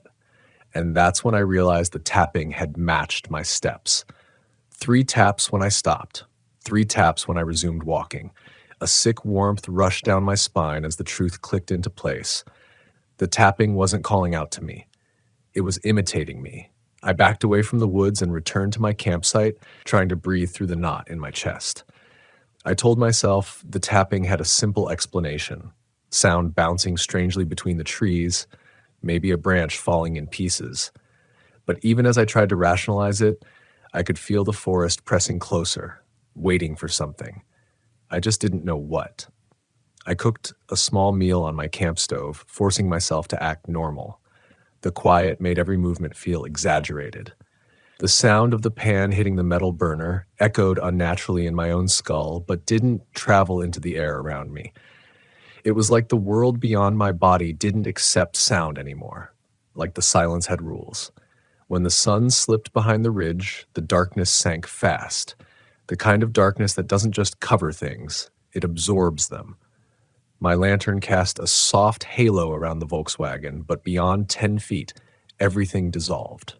The trees looked like black ribs pressing around a cage. Strangely, the tapping didn't return. I kept waiting for it, straining to hear anything at all. But there was only silence, a thick, oppressive silence that felt almost alive. I climbed into the Volkswagen and pulled the sliding door shut, needing a barrier between me and whatever was lurking out there. I tried to read, but every few seconds I found myself glancing at the windows, expecting a shape to move across them. My mind was battling itself. Part of me wanted to believe nothing was wrong. Another part was screaming that I had wandered into a place people shouldn't go. Around midnight, I lay down in the upper bunk of the Volkswagen, hoping exhaustion would finally pull me under. For a while it worked. I drifted in and out, barely aware of the faint glow of the lantern outside and the slight rocking of the van as the night air cooled. Then I heard it, the faintest scrape of something brushing against the metal siding. Not tapping, scraping, slow, sliding, cautious. Like fingertips trailing the length of the van. My eyes snapped open, my pulse hammered. I held perfectly still, hoping I had imagined it. Maybe a branch, a small animal, but there were no animals here. I hadn't seen a single track, a single shadow, and the scrape had been too light, too deliberate. Another scrape, higher this time, across the window. I wanted to call out, but I couldn't make a sound.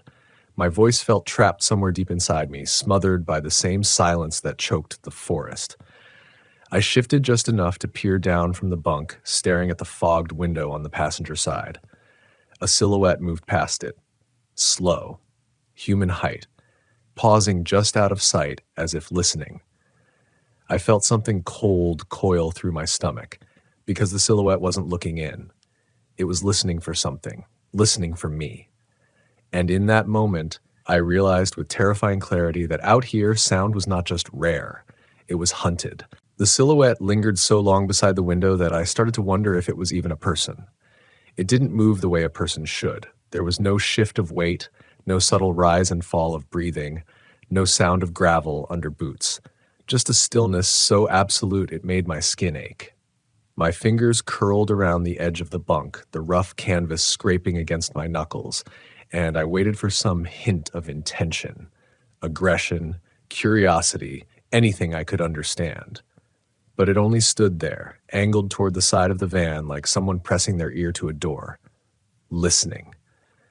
My chest tightened. I tried to control my breathing, but the silence made every inhale feel like a shout. I covered my mouth with the back of my hand, terrified that even the faintest breath might draw it closer. Then, without warning, the silhouette drifted away, not walked, drifted, as if it were weightless, as if gravity held no claim on it. For several long minutes, I didn't move. I kept my eyes fixed on the spot where it had vanished, waiting for it to return, waiting for some sign that I wasn't losing my mind. But the woods remained still, draped in that suffocating quiet. Finally, I forced myself to inch down from the bunk, each movement slow and deliberate. I didn't open the door. I couldn't, but I needed to see if anything had been left behind. I leaned toward the window, heart pounding, and shone my flashlight through the glass. There were no footprints. The soil around the Volkswagen was untouched, smooth as if nothing with weight had passed through. My throat went dry. I pulled the curtains tight and sank into the front seat, gripping the steering wheel even though I wasn't driving anywhere. Every instinct screamed at me to turn the engine on and leave. But something held me back. A strange, heavy paralysis that had nothing to do with fear and everything to do with the forest itself. It was as if the silence had thickened, wrapping itself around the van, urging me to stay still. I sat there for hours, or what felt like hours.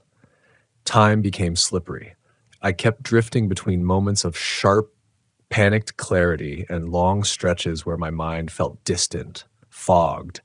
The woods pressed in, closer with each passing minute until the darkness outside the windows felt like a physical presence.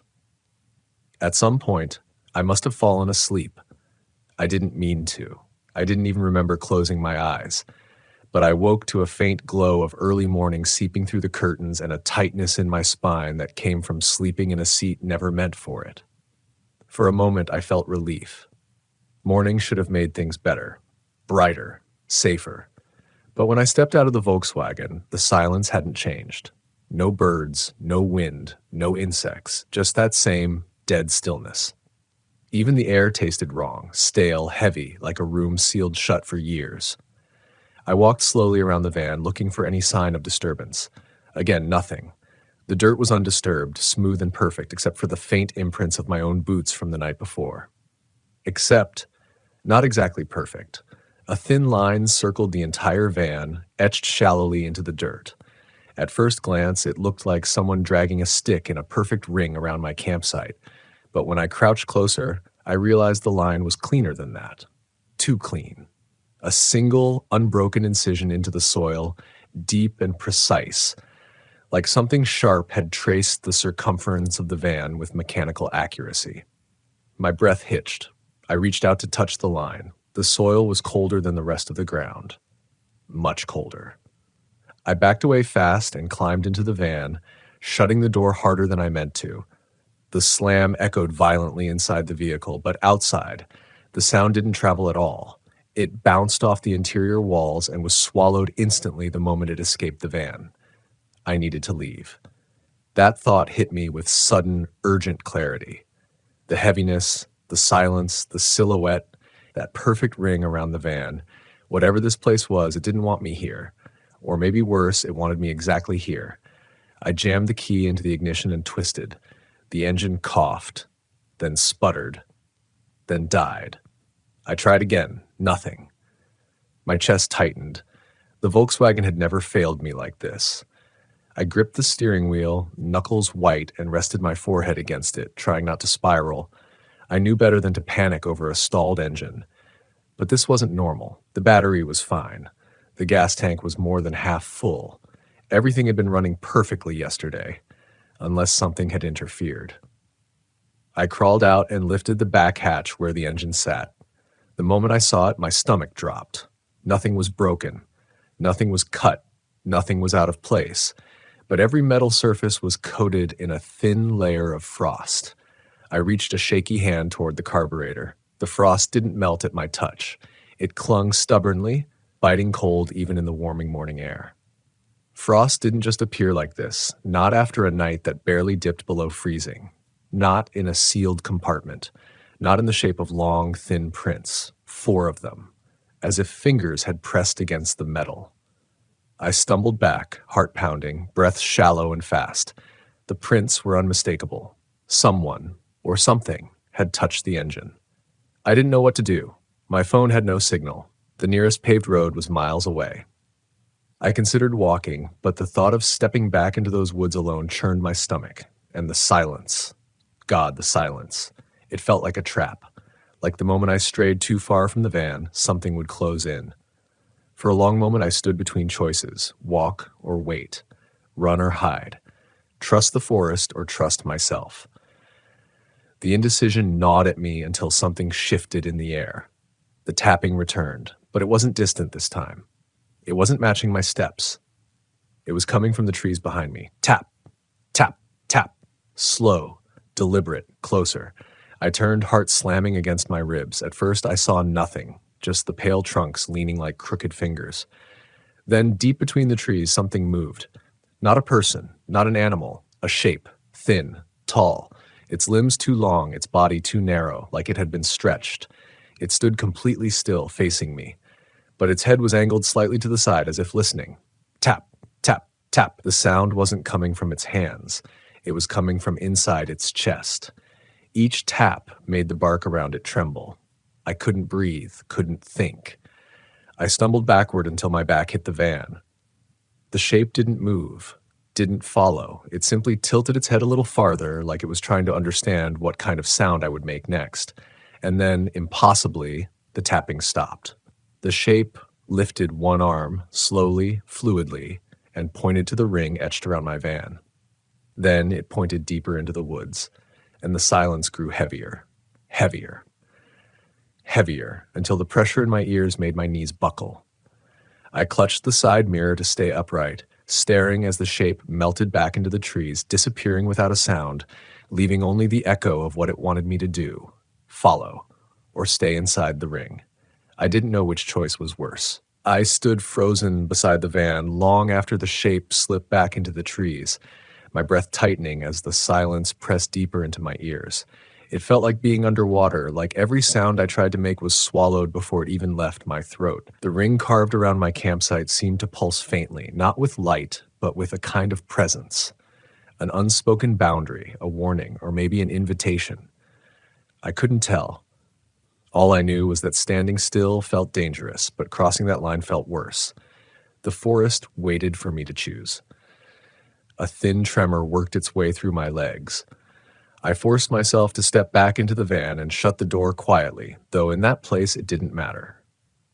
Nothing inside or outside seemed capable of producing real sound anymore. The familiarity of the Westphalia's interior should have comforted me, but even the colors looked muted, washed in a gray tint that reminded me of old, forgotten photographs. I sat in the driver's seat again and turned the key. No cough this time, no sputter, nothing at all, just dead silence. A cold realization swept through me.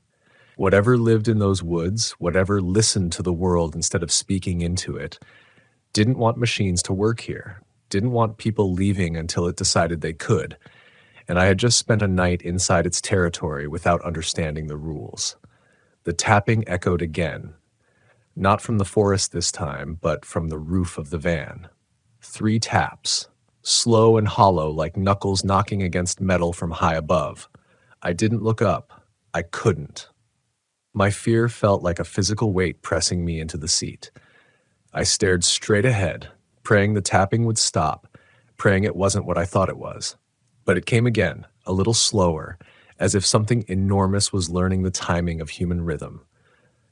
Tap, tap, tap. A shiver raced down my spine. I clenched my fists until my nails bit into my palms, trying to regain control of my breath. I needed to think clearly. I needed to break whatever hold this place had on me before I became another piece of the forest's silence.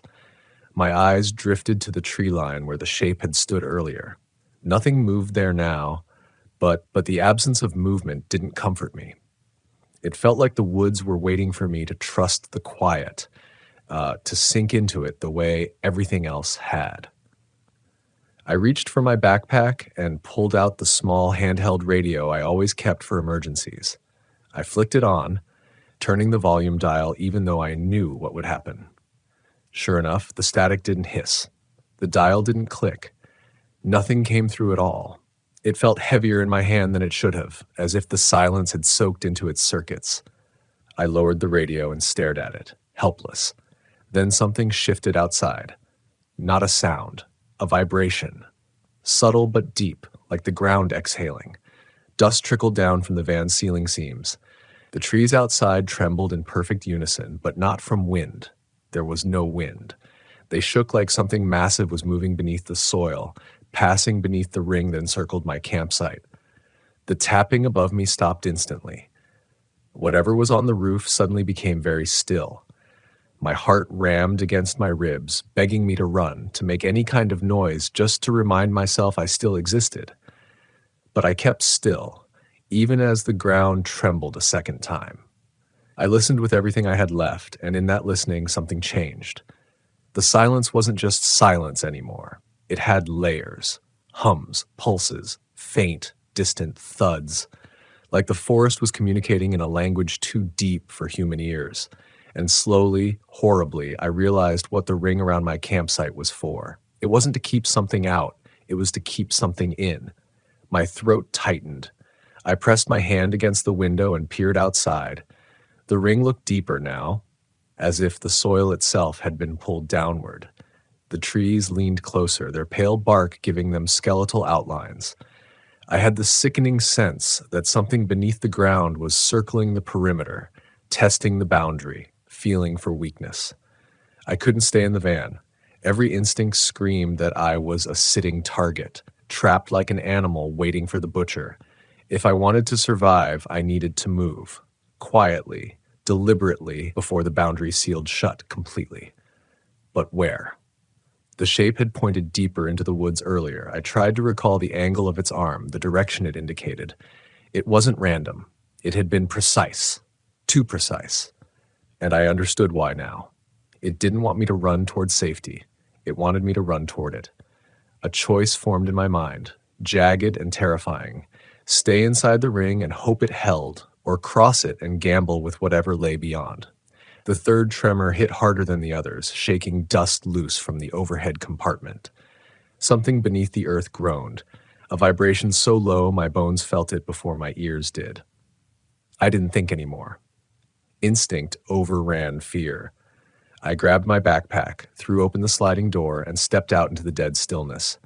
The air outside felt colder than before, as if the forest had exhaled frost. I took one step toward the ring, then another. When I reached the boundary line, the hairs on my arms rose, reacting to something I couldn't see. The soil looked ordinary, but standing above it felt like standing on the edge of a cliff. I lifted my foot, hesitated, then crossed. The moment my boot touched the ground on the other side, the silence cracked. A faint, distant scream, not human, not animal, curled through the trees. A sound so thin and strained it felt like it had been dragged through miles of earth before reaching me. I spun instinctively, expecting something to burst from the ground, but nothing came. Instead, the forest shifted again.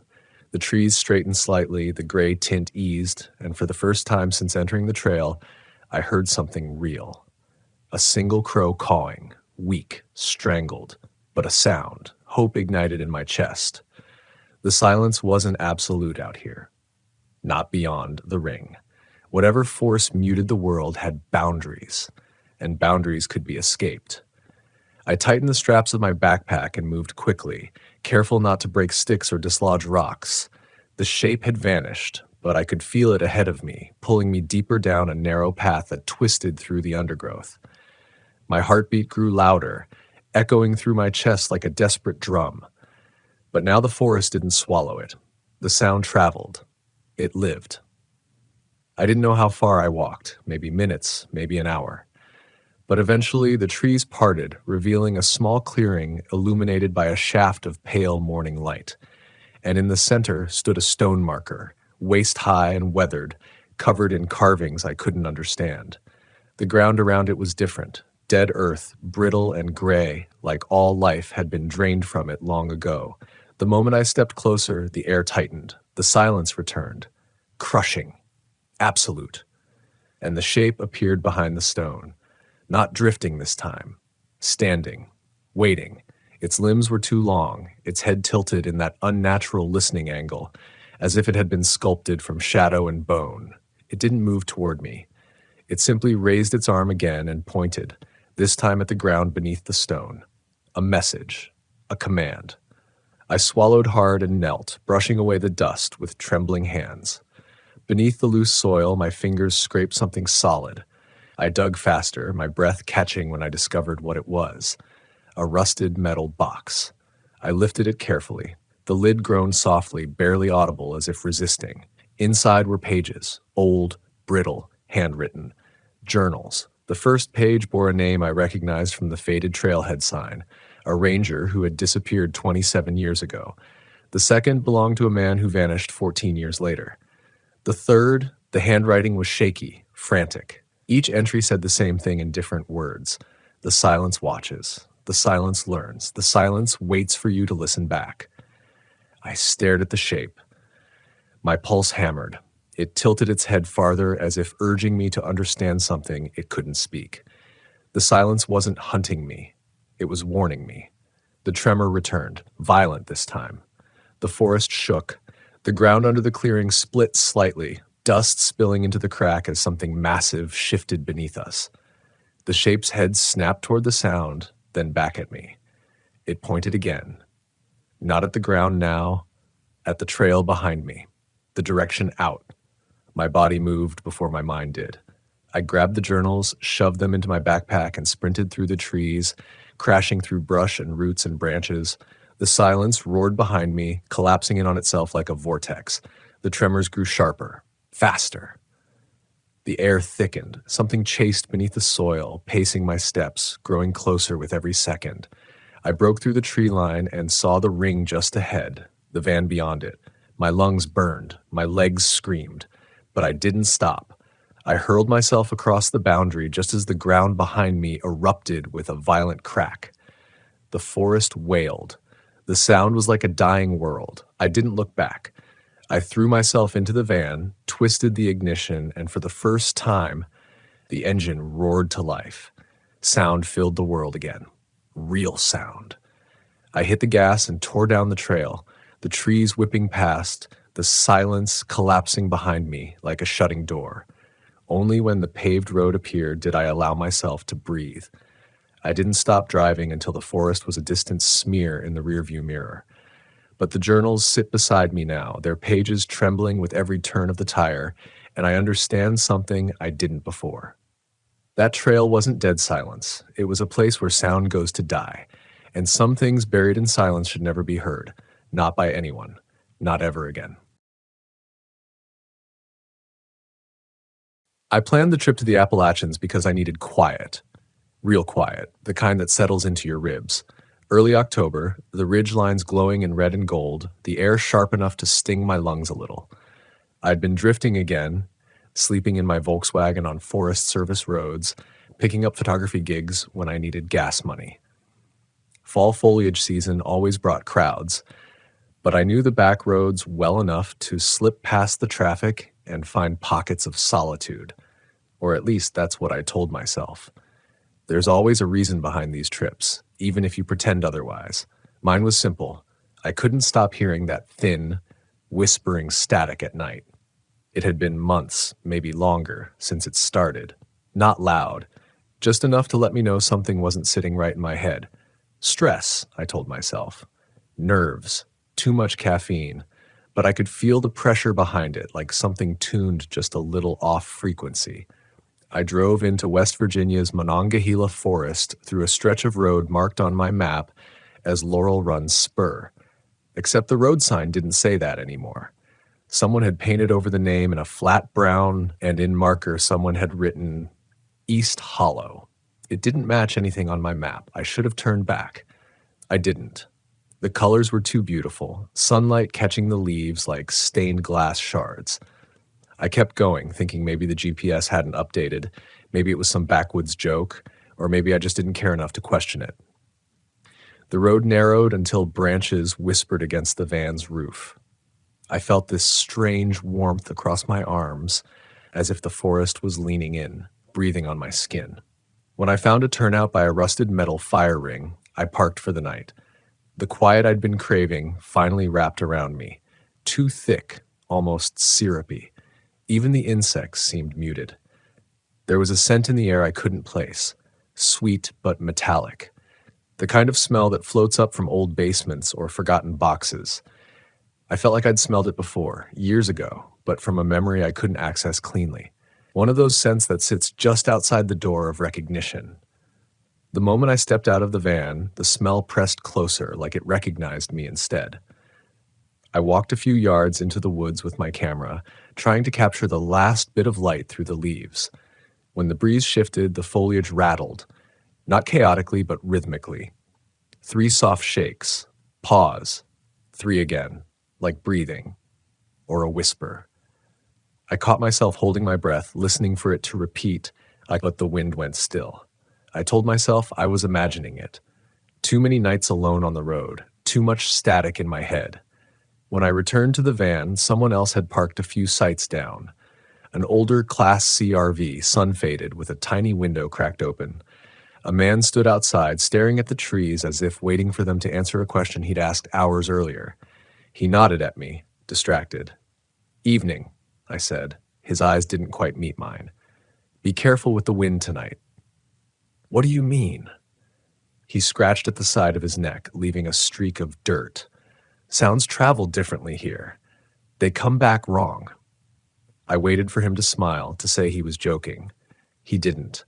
Before I could ask anything else, he pointed past me, not at the woods, but at the hill behind my van. "You'll hear your name before you hear the footsteps." I tried to respond, but he'd already walked inside his RV and shut the door. I laughed to myself the way you laugh when something brushes too close to a fear you don't want to acknowledge. People say weird things in the backcountry. Loneliness knocks things loose. Still, when I climbed into my Volkswagen that night, I locked the doors. The forest cooled quickly. The temperature in the van dropped faster than it should have, considering the heater had been running earlier. My breath fogged in front of me. That sweet, metallic smell drifted in again through the cracked rooftop vent. Stronger this time. Closer. I shut the vent.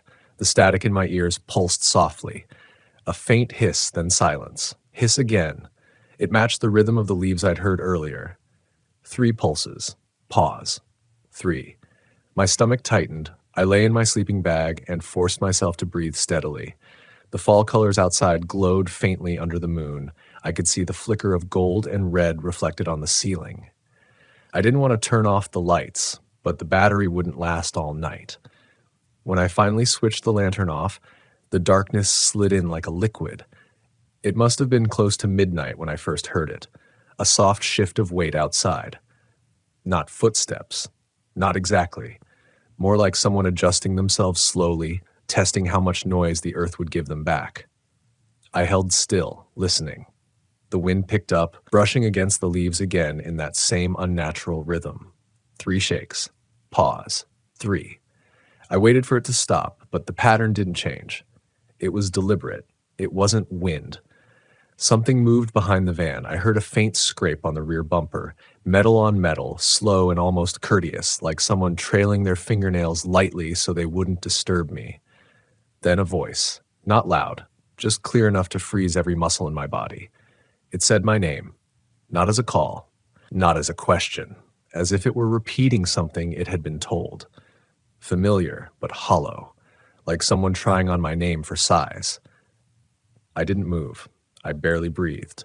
My first instinct was to tell myself it was the man from the other RV playing a trick, but the voice didn't match him. It didn't match anyone.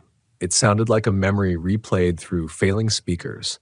Static crackled softly, not from outside, but inside my head, tightening behind my ears. The same static that had followed me for months, only now it felt guided, intentional. The scrape moved again, sliding along the back of the van toward the side door. My heart hammered so loudly I worried it would drown out the next sound, if the voice repeated my name, if it tried the door handle, another whisper. This time, not my name. Just a phrase, thin as creek ice. Do you remember the map? I inhaled sharply. I had a map shoved in the glove box, an old paper Forest Service map I'd used for years. But the last time I'd unfolded it, a few hours earlier, something had looked off. I'd noticed it while waiting for the light to shift for a photograph, a faint circle drawn in pencil around a place called Salt Creek Fault, a place I didn't remember marking. A circle I'd certainly never drawn, but I'd dismissed it. Old map, stray marks, nothing meaningful. I wasn't thinking about that now. I was thinking about the thing outside that somehow knew it existed. Another soft scrape, closer. A pause, then a knock. 2 taps. Human rhythm. Human tempo. But not human. I pulled myself upright slowly, trying not to make noise, and reached for the flashlight on the shelf above my bed. Before I touched it, something brushed the side panel of the van, something soft like the back of a hand. The older man's words hit me like ice. You'll hear your name before you hear the footsteps. I hadn't heard any footsteps at all. The touch slid downward along the metal, slow enough that it felt like a warning or a question, or maybe both.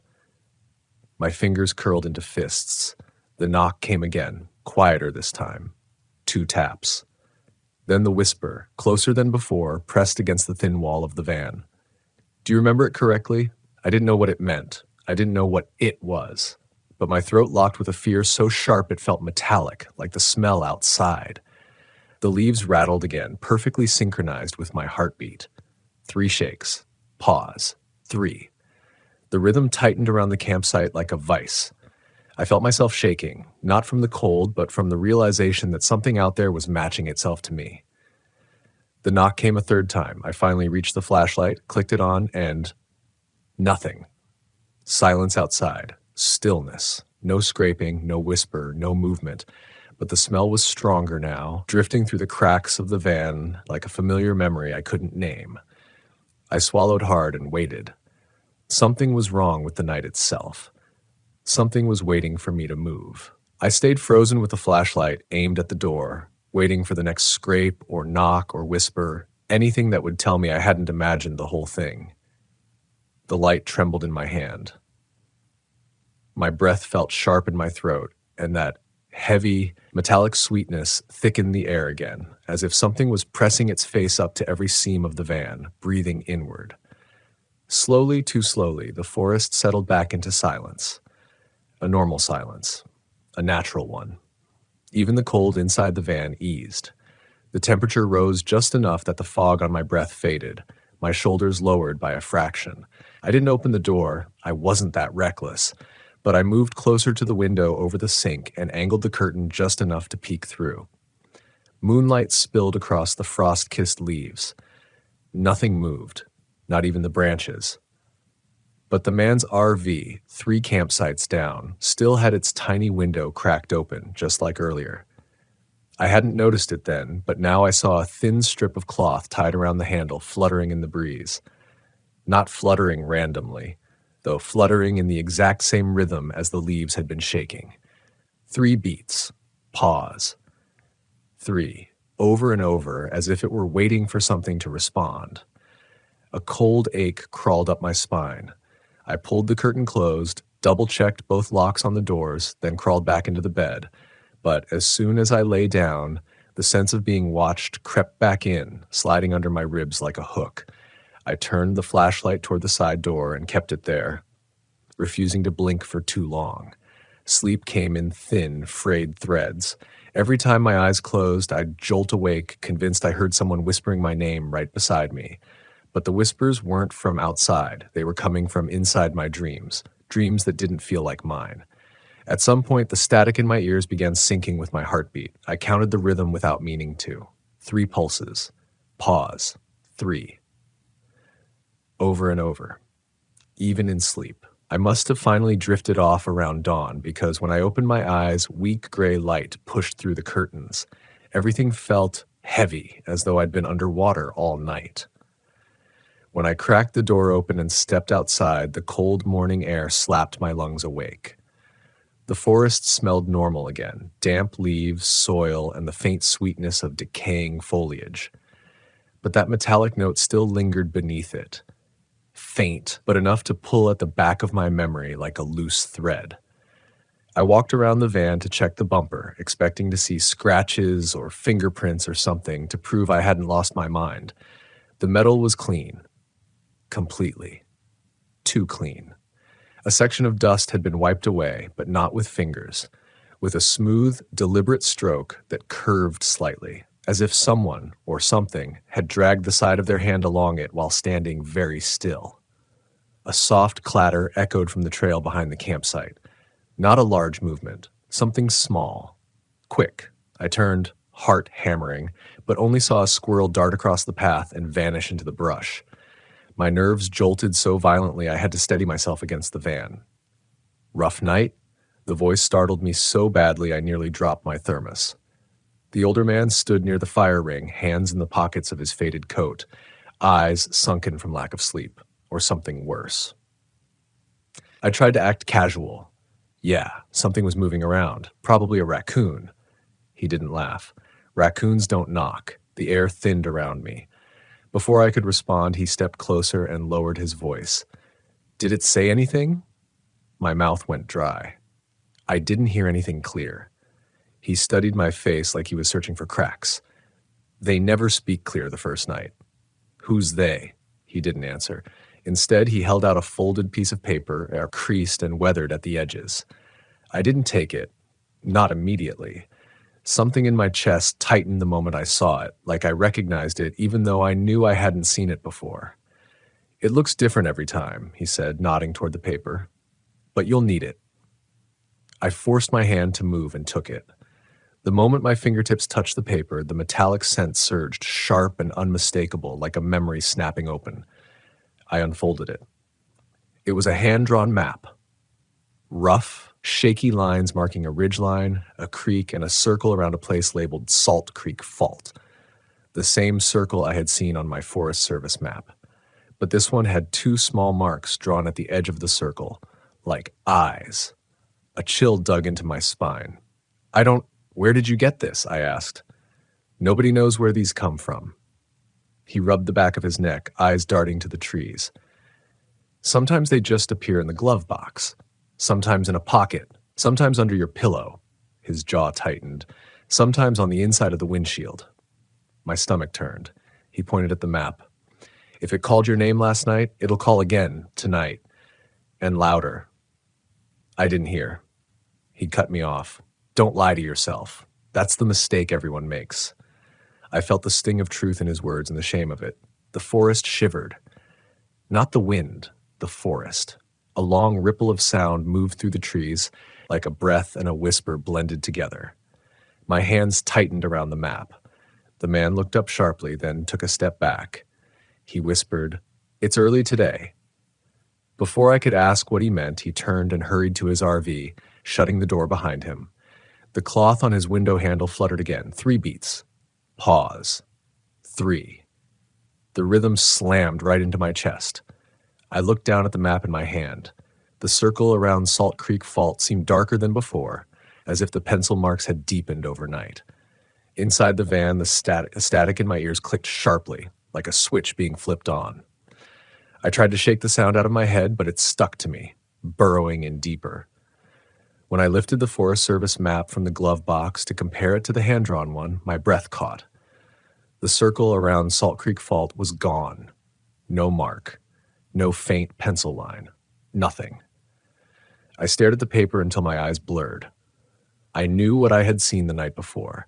I knew it had been there. I knew the circle wasn't something I imagined, but it was gone.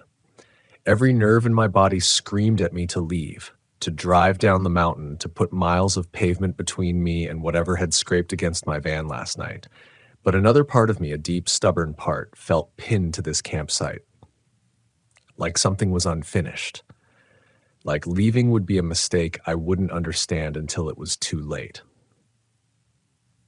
I folded both maps and shoved them into my pocket, trying to ignore the trembling in my hands. As I stepped outside, the sunlight finally broke through the trees, scattering gold across the forest floor. For a moment, everything looked normal, beautiful even. Then I noticed something at the base of a tree near the trail. Something small, something waiting. A smooth stone, reddish-brown, perfectly round, the exact same color as the circle on the hand-drawn map. And carved into its surface, 2 tiny marks, like eyes. The static in my ears roared. I stared at the stone longer than I should have.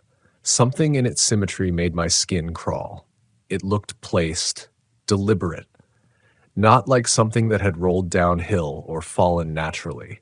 When I crouched beside it, a thin chill worked its way down my spine as if the air near the stone was colder than the rest of the forest.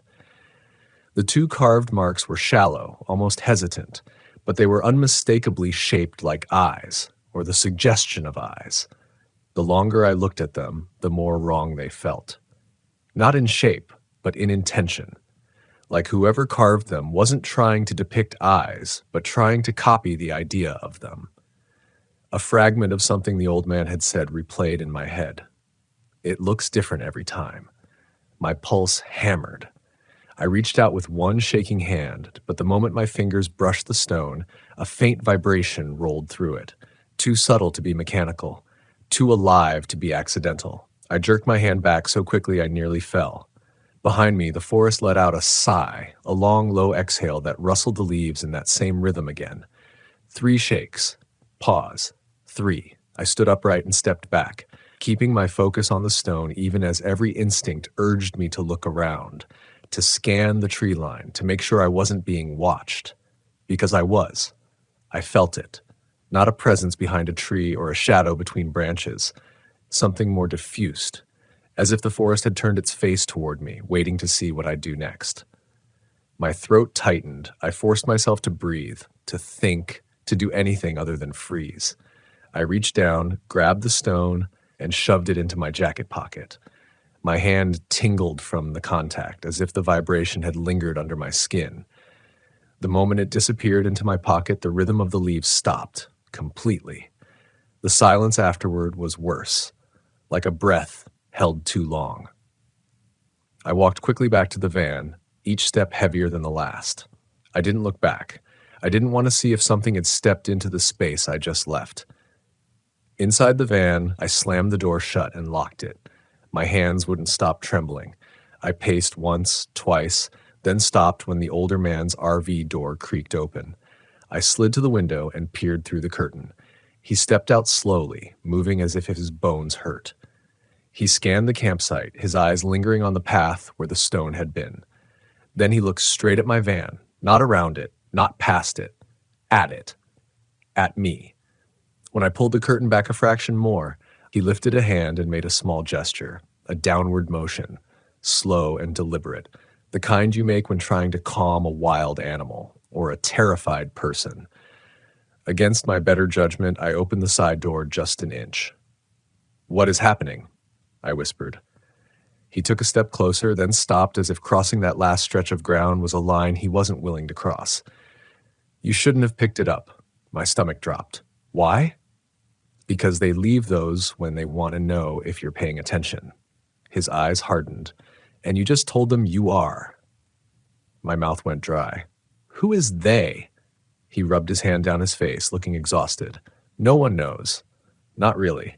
But whatever they are, they're old. Older than the trail systems, older than the towns." He paused. "Older than the names." I felt the stone in my pocket pressing against my leg like a growing bruise. "Why me?" He shook his head. "It isn't about you. Not at first. It's about the place." He glanced toward the trees again. "This part of the Appalachians, it bends people. Changes what they hear, what they see." His voice dropped lower. "What they remember." A quiet thump sounded from the woods behind him. He stiffened. "Don't stay another night," he whispered urgently. "Get out while you can still leave on your own terms." The words struck something deep inside me, some instinct that felt older than rational thought. But underneath the fear, a stubborn ember glowed, because leaving without answers felt like surrender, and I couldn't shake the feeling that something had followed me here long before last night. The static in my ears pulsed again. 3 beats. Pause. 3. The man heard nothing, but his shoulders twitched like he sensed the shift. "I'm serious," he hissed. "Pack up and go. Do it now." My voice failed. "I need to understand this." His expression faltered into something almost mournful. "Then you won't leave." Before I could ask what he meant, he turned abruptly and hurried back to his RV. The cloth on his window handle fluttered once more, but the rhythm had changed. 2 beats. Pause. 1. I didn't like what that suggested. The air tasted heavy as I climbed into the driver's seat. The stone in my pocket pulsed faintly, like a swollen heartbeat. I grabbed the Forest Service map again, determined to find the marked location on paper. Maybe if I saw it clearly, logically, the fear would settle into something manageable, something with boundaries. But the crease where the circle had been earlier was still blank. I ran my finger along the fold, feeling the indentation left by the pencil mark that wasn't there anymore. My throat tightened. I pulled out the hand-drawn map the older man had given me.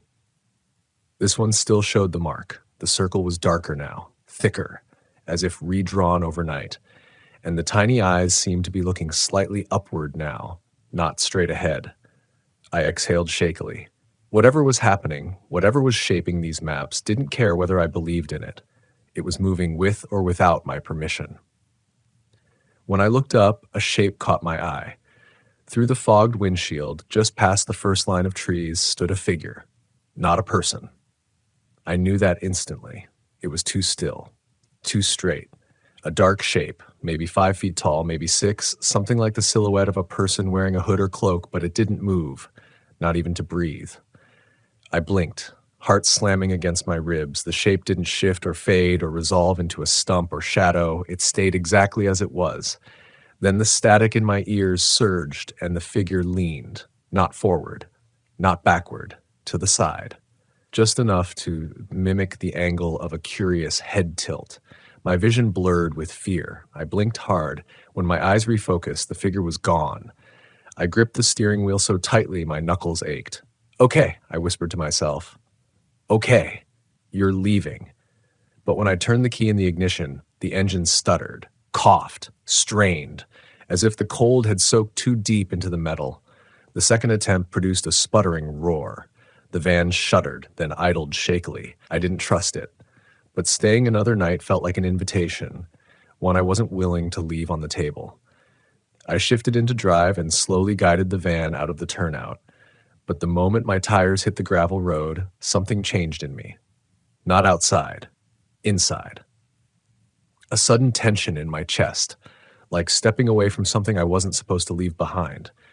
The feeling was sharp and immediate, like being watched from a distance that was closing fast. As I drove past the older man's RV, he appeared in the doorway, gripping the frame with white-knuckled intensity. He didn't wave, he didn't shout, he just mouthed one word. Remember. The word hit me like a stone to the stomach, because I already felt memory slipping, like the edges of last night were softening, warping, rearranging themselves in real time. As I rounded the bend and the campsite vanished behind the trees, the leaves shook again. But this time it wasn't the 3-beat pattern, it was my name, whistled through the branches, clear, precise, and coming from more than one direction. The sound of my name moving through the trees didn't rise or fall like a living voice. It just existed, threaded into the air the way cold seeps into bone. The syllables spun through the foliage in a slow, deliberate rhythm, brushing against the van's windows as if testing how much sound could slip through the seams. I tightened my grip on the steering wheel and pressed harder on the accelerator, gravel crunching under my tires. I kept my eyes forward, locked on the narrow trail of road twisting through the forest. But the whispers didn't fade with distance. They drifted alongside me, staying perfectly parallel to the van, no matter how sharply the road curved. I rolled the window up even though it was already closed. My breath fogged the glass. I didn't realize how shallow I was breathing until my chest ached with the effort of pulling air in. Every instinct begged me to drive faster, to outrun whatever was following. But the trail was too narrow, and the sharp drop-offs on the right side reminded me that panicking could send me tumbling into the ravine below. The VW rattled with each rock I hit, its frame old enough to protest every sudden movement. Just ahead, the road split into a Y shape. The left side led back toward the main forest road, the way I had come in. The right wasn't marked on my GPS at all. No signpost. No tire tracks. Just a dark tunnel of trees leaning in closer than the rest, their branches tangled like interlocked fingers. A shiver ran up my spine. I turned left. The van eased onto the gravel, and for a moment, the whispers softened. The trees thinned. My visibility widened. I almost believed I'd made the right choice. Then I saw the sign. Not a wooden one, a metal one, bent at the corner, weathered to the point that the letters were nearly erased. But I could still make out the faint outline of a name beneath the rust and scratches. East Hollow. I slammed the brakes so hard the van skidded sideways. My heart nearly stopped. I stared through the windshield, refusing to blink. There was no reason for me to be back at that sign, no reason for the road I'd taken to loop here. The left fork had been the way out, my way out. I knew that. I wasn't mistaken. I wasn't disoriented. I had driven that same path to get in. But here it was again, East Hollow, as if the forest had turned the road back on itself without moving the trees. The whisper of my name curled through the branches overhead. This time it didn't sound distant. It sounded curious, like the voice had gotten close enough to press its lips against the bark. My hands shook uncontrollably as I shifted into reverse and backed away from the sign. I didn't take my eyes off it, terrified that if I blinked, the lettering would change again, or disappear entirely. When I reached the fork, I hesitated just long enough to feel the forest breathing around me, drawing me in. The right-hand path was still dark, still unnervingly narrow, but it was different now. It felt like the forest was waiting for me to choose it. I turned right. The canopy closed over the road almost immediately, swallowing the light. My headlights cut through the dimness in a narrow tunnel. Every few yards, branches scraped against the van's roof like fingers dragging across metal. The static in my ears pulsed hard, one beat, then two, then three in quick succession. Not the usual, it didn't match the rhythm from before. I swallowed hard, gripping the wheel until my hands ached. The deeper I drove, the more the forest changed. The leaves here weren't the bright reds and yellows of Appalachian fall. They were darker, rust-colored, damp-looking, clinging to the branches like old scabs. The smell grew thicker, too. Not the crisp, earthy scent of morning foliage, something sweeter. Decay threaded with metal. The same scent from last night, the same scent from the stone now burning a hole in my jacket pocket. I slowed the van, afraid of hitting something or someone in the narrowing path ahead. And then I saw it on the right side of the road. A fire ring. But not a new one like the one at my campsite. This one was ancient, stones blackened with soot, moss covering the gaps, a shallow ring filled with gray ash that looked untouched in years. As I idled beside it, something in the ash shifted. At first I thought it was the wind, but then a thin tendril of smoke curled upward, faint and deliberate, despite the fact that no fire had been lit there in a long time. A memory pushed forward in my mind, except it wasn't mine. Not fully. It was something I'd read online. A blog post from years ago, maybe, about a hiker who claimed to have gotten lost in the Appalachians after finding an old campfire that wasn't cold. I tried to remember the details, who posted it, when I saw it, but the memory slipped every time I reached for it. The post didn't exist anymore. I'd looked for it months ago after the static first started, but it had vanished, rewritten or erased. I stared at the fire ring, the smoke escaping in a slow spiral. My hands trembled so badly I had to steady them against my knees. "Why does it know my name?" I whispered to no one. To everything. "What do you want?" The forest answered with stillness so deep it rang in my ears. The smoke curled again, like drifting into the air like a finger pointing ahead. deeper into the woods, deeper into whatever waited there. I didn't want to follow it, but I also didn't want to stay still long enough for the thing whispering my name to catch up. I shifted the van into drive and moved forward. The road pressed closer. The branches thickened. Shadows meshed like interwoven threads. My headlights barely reached 10 feet ahead now, the forest choking the light. Something flickered along the left side of the van. I whipped my head toward the window, breath trapped in my throat. A silhouette moved between the trees. Not a human shape, not animal. Something thin, long-limbed, gliding through the shadows without disturbing a single leaf. Its height shifted as it moved. One moment tall as the trees, the next no taller than my shoulder. It wasn't following the van. It was pacing me, matching my speed perfectly. My pulse thrashed, and I pressed the accelerator harder. The road narrowed further still, the foliage so close it brushed the mirrors. But the silhouette kept pace, not once revealing its face, not once turning toward me. Then the static in my ears surged into a sudden hiss, and the van's headlights flickered, once, twice. On the third flicker, the silhouette vanished. I gasped, the van jerking to a stop as I slammed the brakes. My heartbeat thundered loud enough to drown out the static. For a moment there was nothing, no movement, no whisper, just the painful silence of a forest holding its breath.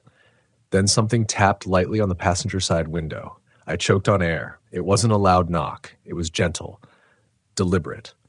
2 taps, then 1.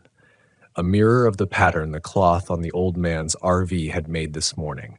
I slowly, painfully slowly, turned my head toward the window. The glass was fogged from my breath and the cold outside. I couldn't see clearly.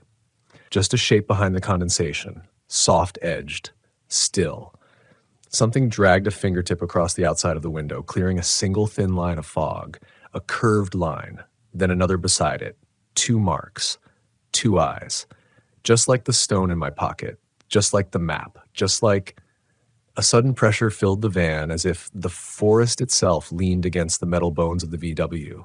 The 2 marks on the glass remained perfectly still, watching. Then the whisper came so close it felt like breath against my ear. Do you remember it yet? I didn't answer the whisper. I couldn't. My throat had sealed shut.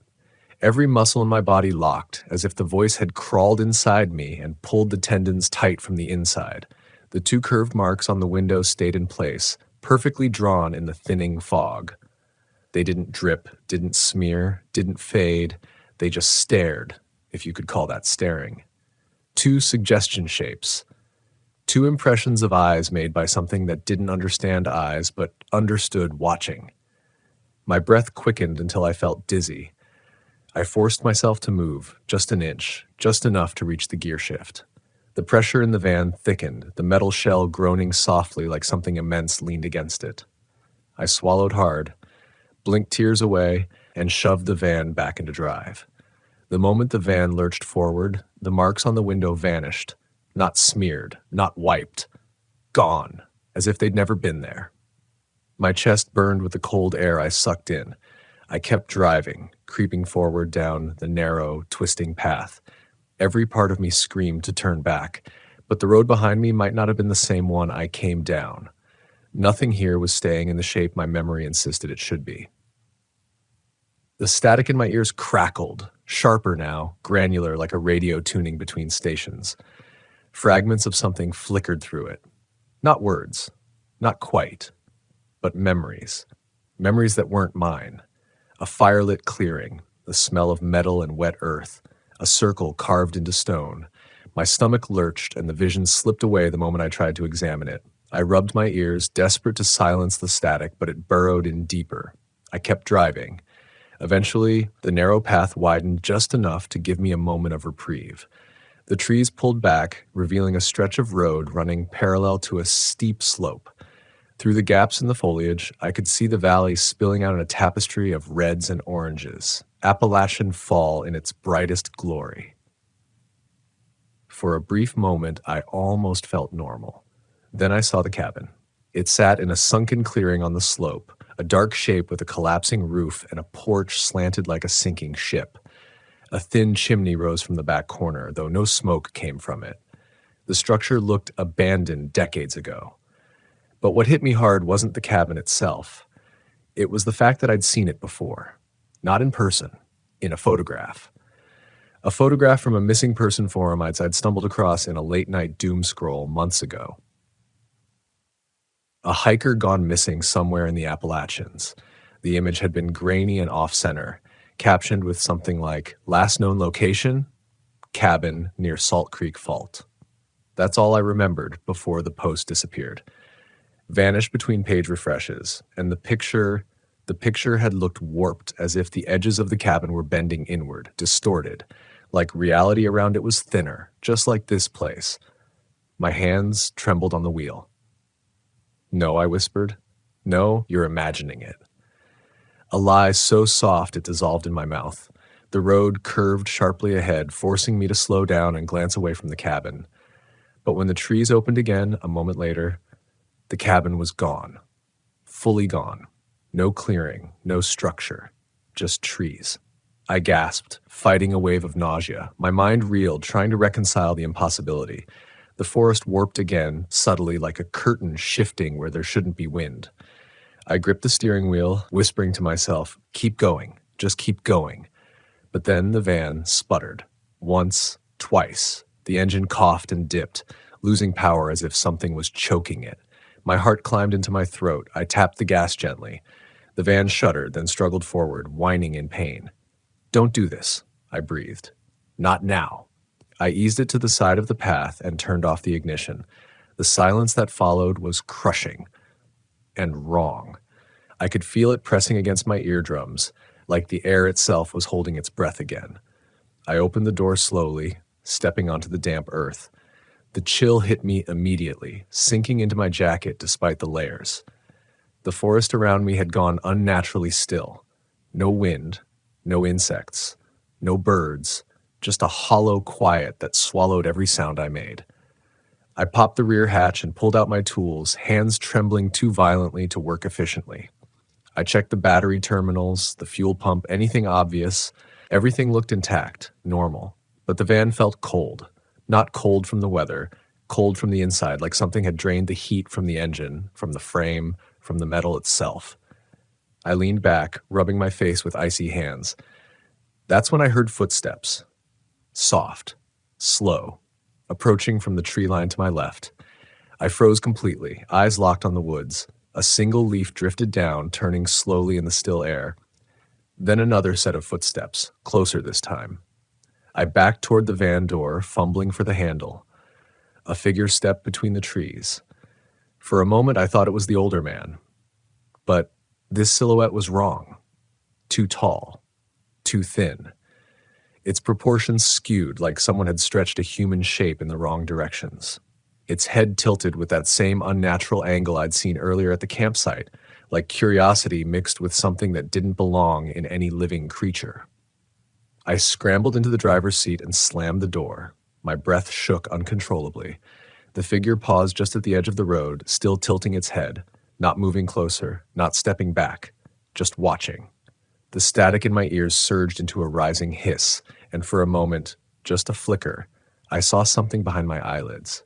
Not a vision, a memory, a map, but it wasn't my Forest Service map. It was the hand-drawn one. Except it wasn't drawn, it was carved. Carved into the wall of a cabin, a circle around Salt Creek Fault cut deep into old wood, and beneath the circle, 2 marks, 2 eyes. When I opened my eyes, the figure was closer, much closer, standing directly beside the passenger side window. Its face, not a face, just a smooth dimness, hovered inches from the glass. The van groaned under a sudden shift of pressure. My name whispered through the static, threading through the air inside the van. Now. Inside. My lungs seized. I reached out with shaking hands, turned the ignition, and prayed the van would start. The engine sputtered, coughed, then snapped awake with a violent jolt. The figure didn't flinch, but its head tilted sharply, as if startled. I floored the gas. The van shot forward, gravel spraying behind me. The silhouette vanished from my peripheral vision, whether stepping back or simply ceasing to exist, I didn't know. I didn't look. I didn't breathe. The headlights flickered again. The road blurred, branches whipped the sides of the van, the forest screamed in silence. But the worst part, the part that lodged deepest into my throat, was the static now forming a pattern, a rhythm. 3 pulses, pause, 3. Except it wasn't static anymore. It was breathing. Something behind me, in the van, breathing in my ear. I didn't dare turn around. The breathing behind me was unmistakable, wet, deliberate, slow. It matched the pulses in the static, as if the sound inside my ears had synchronized with whatever was inside the van. My hands tightened around the steering wheel until my knuckles burned. Every nerve screamed to look, to confirm, to witness, but some instinct deeper than fear told me that seeing it, really seeing it, might shatter something I couldn't bring back. So I focused on the road. Branches blurred by, bending inwards like they were reaching toward the moving van. The headlights flickered, dimmed, then surged back. My vision swam with each pulse of light, as if the world outside the windshield was being stretched and compressed in time with the breath behind me. Inhale. Exhale. 3 seconds each. I pressed harder on the gas. The wheels churned gravel and mud, but the van pushed forward. Trees crowded in tighter, the path narrowing so much that the side mirrors clipped branches. The van rattled violently, but I didn't slow down. Behind me, the breathing hitched, then changed. It began to mimic mine. Not perfectly. A little too late. A little too long. Like something listening closely but not understanding the rhythm of human lungs. My own breath stuttered. I forced myself to stare straight ahead. The road twisted sharply, dipping toward what looked like a wooden bridge spanning a narrow creek. I flicked my eyes to the rearview mirror for just a second, and instantly regretted it. There was nothing visible in the back of the van, but the space shifted. Darkness pooled differently, gathering in the corners. The shapes of my gear, camp stove, folded blankets, duffel bag, looked wrong, positioned at angles that bent slightly inward as if gravity tilted in another direction. It was like looking into a photograph that had been subtly edited, warped along tiny seams. I tore my gaze away and fixed it on the bridge ahead. The headlights illuminated the planks, old, damp, and moss-lined. Every instinct told me this bridge wasn't stable. But behind me, that breath deepened, vibrating through the van's frame. So I didn't stop. The tires hit the wood and the whole structure groaned beneath the weight. The boards bowed slightly, flexing under the van. The creek below rushed in an uneven rhythm, a choppy, unnatural sputter that didn't match the wind or water. The van crept across the bridge. Halfway over, the static surged into a loud snap, like something breaking inside my head. Then a voice whispered behind me, so close it brushed the back of my neck. "Don't look." I jerked forward, slamming the heel of my hand against the steering wheel in shock. The van lurched. The bridge cracked, and one of the planks dropped away beneath the right tire with a splash. My breath died in my throat. I eased the gas, inching forward. Wooden fibers splintered beneath me. Another plank bowed dangerously.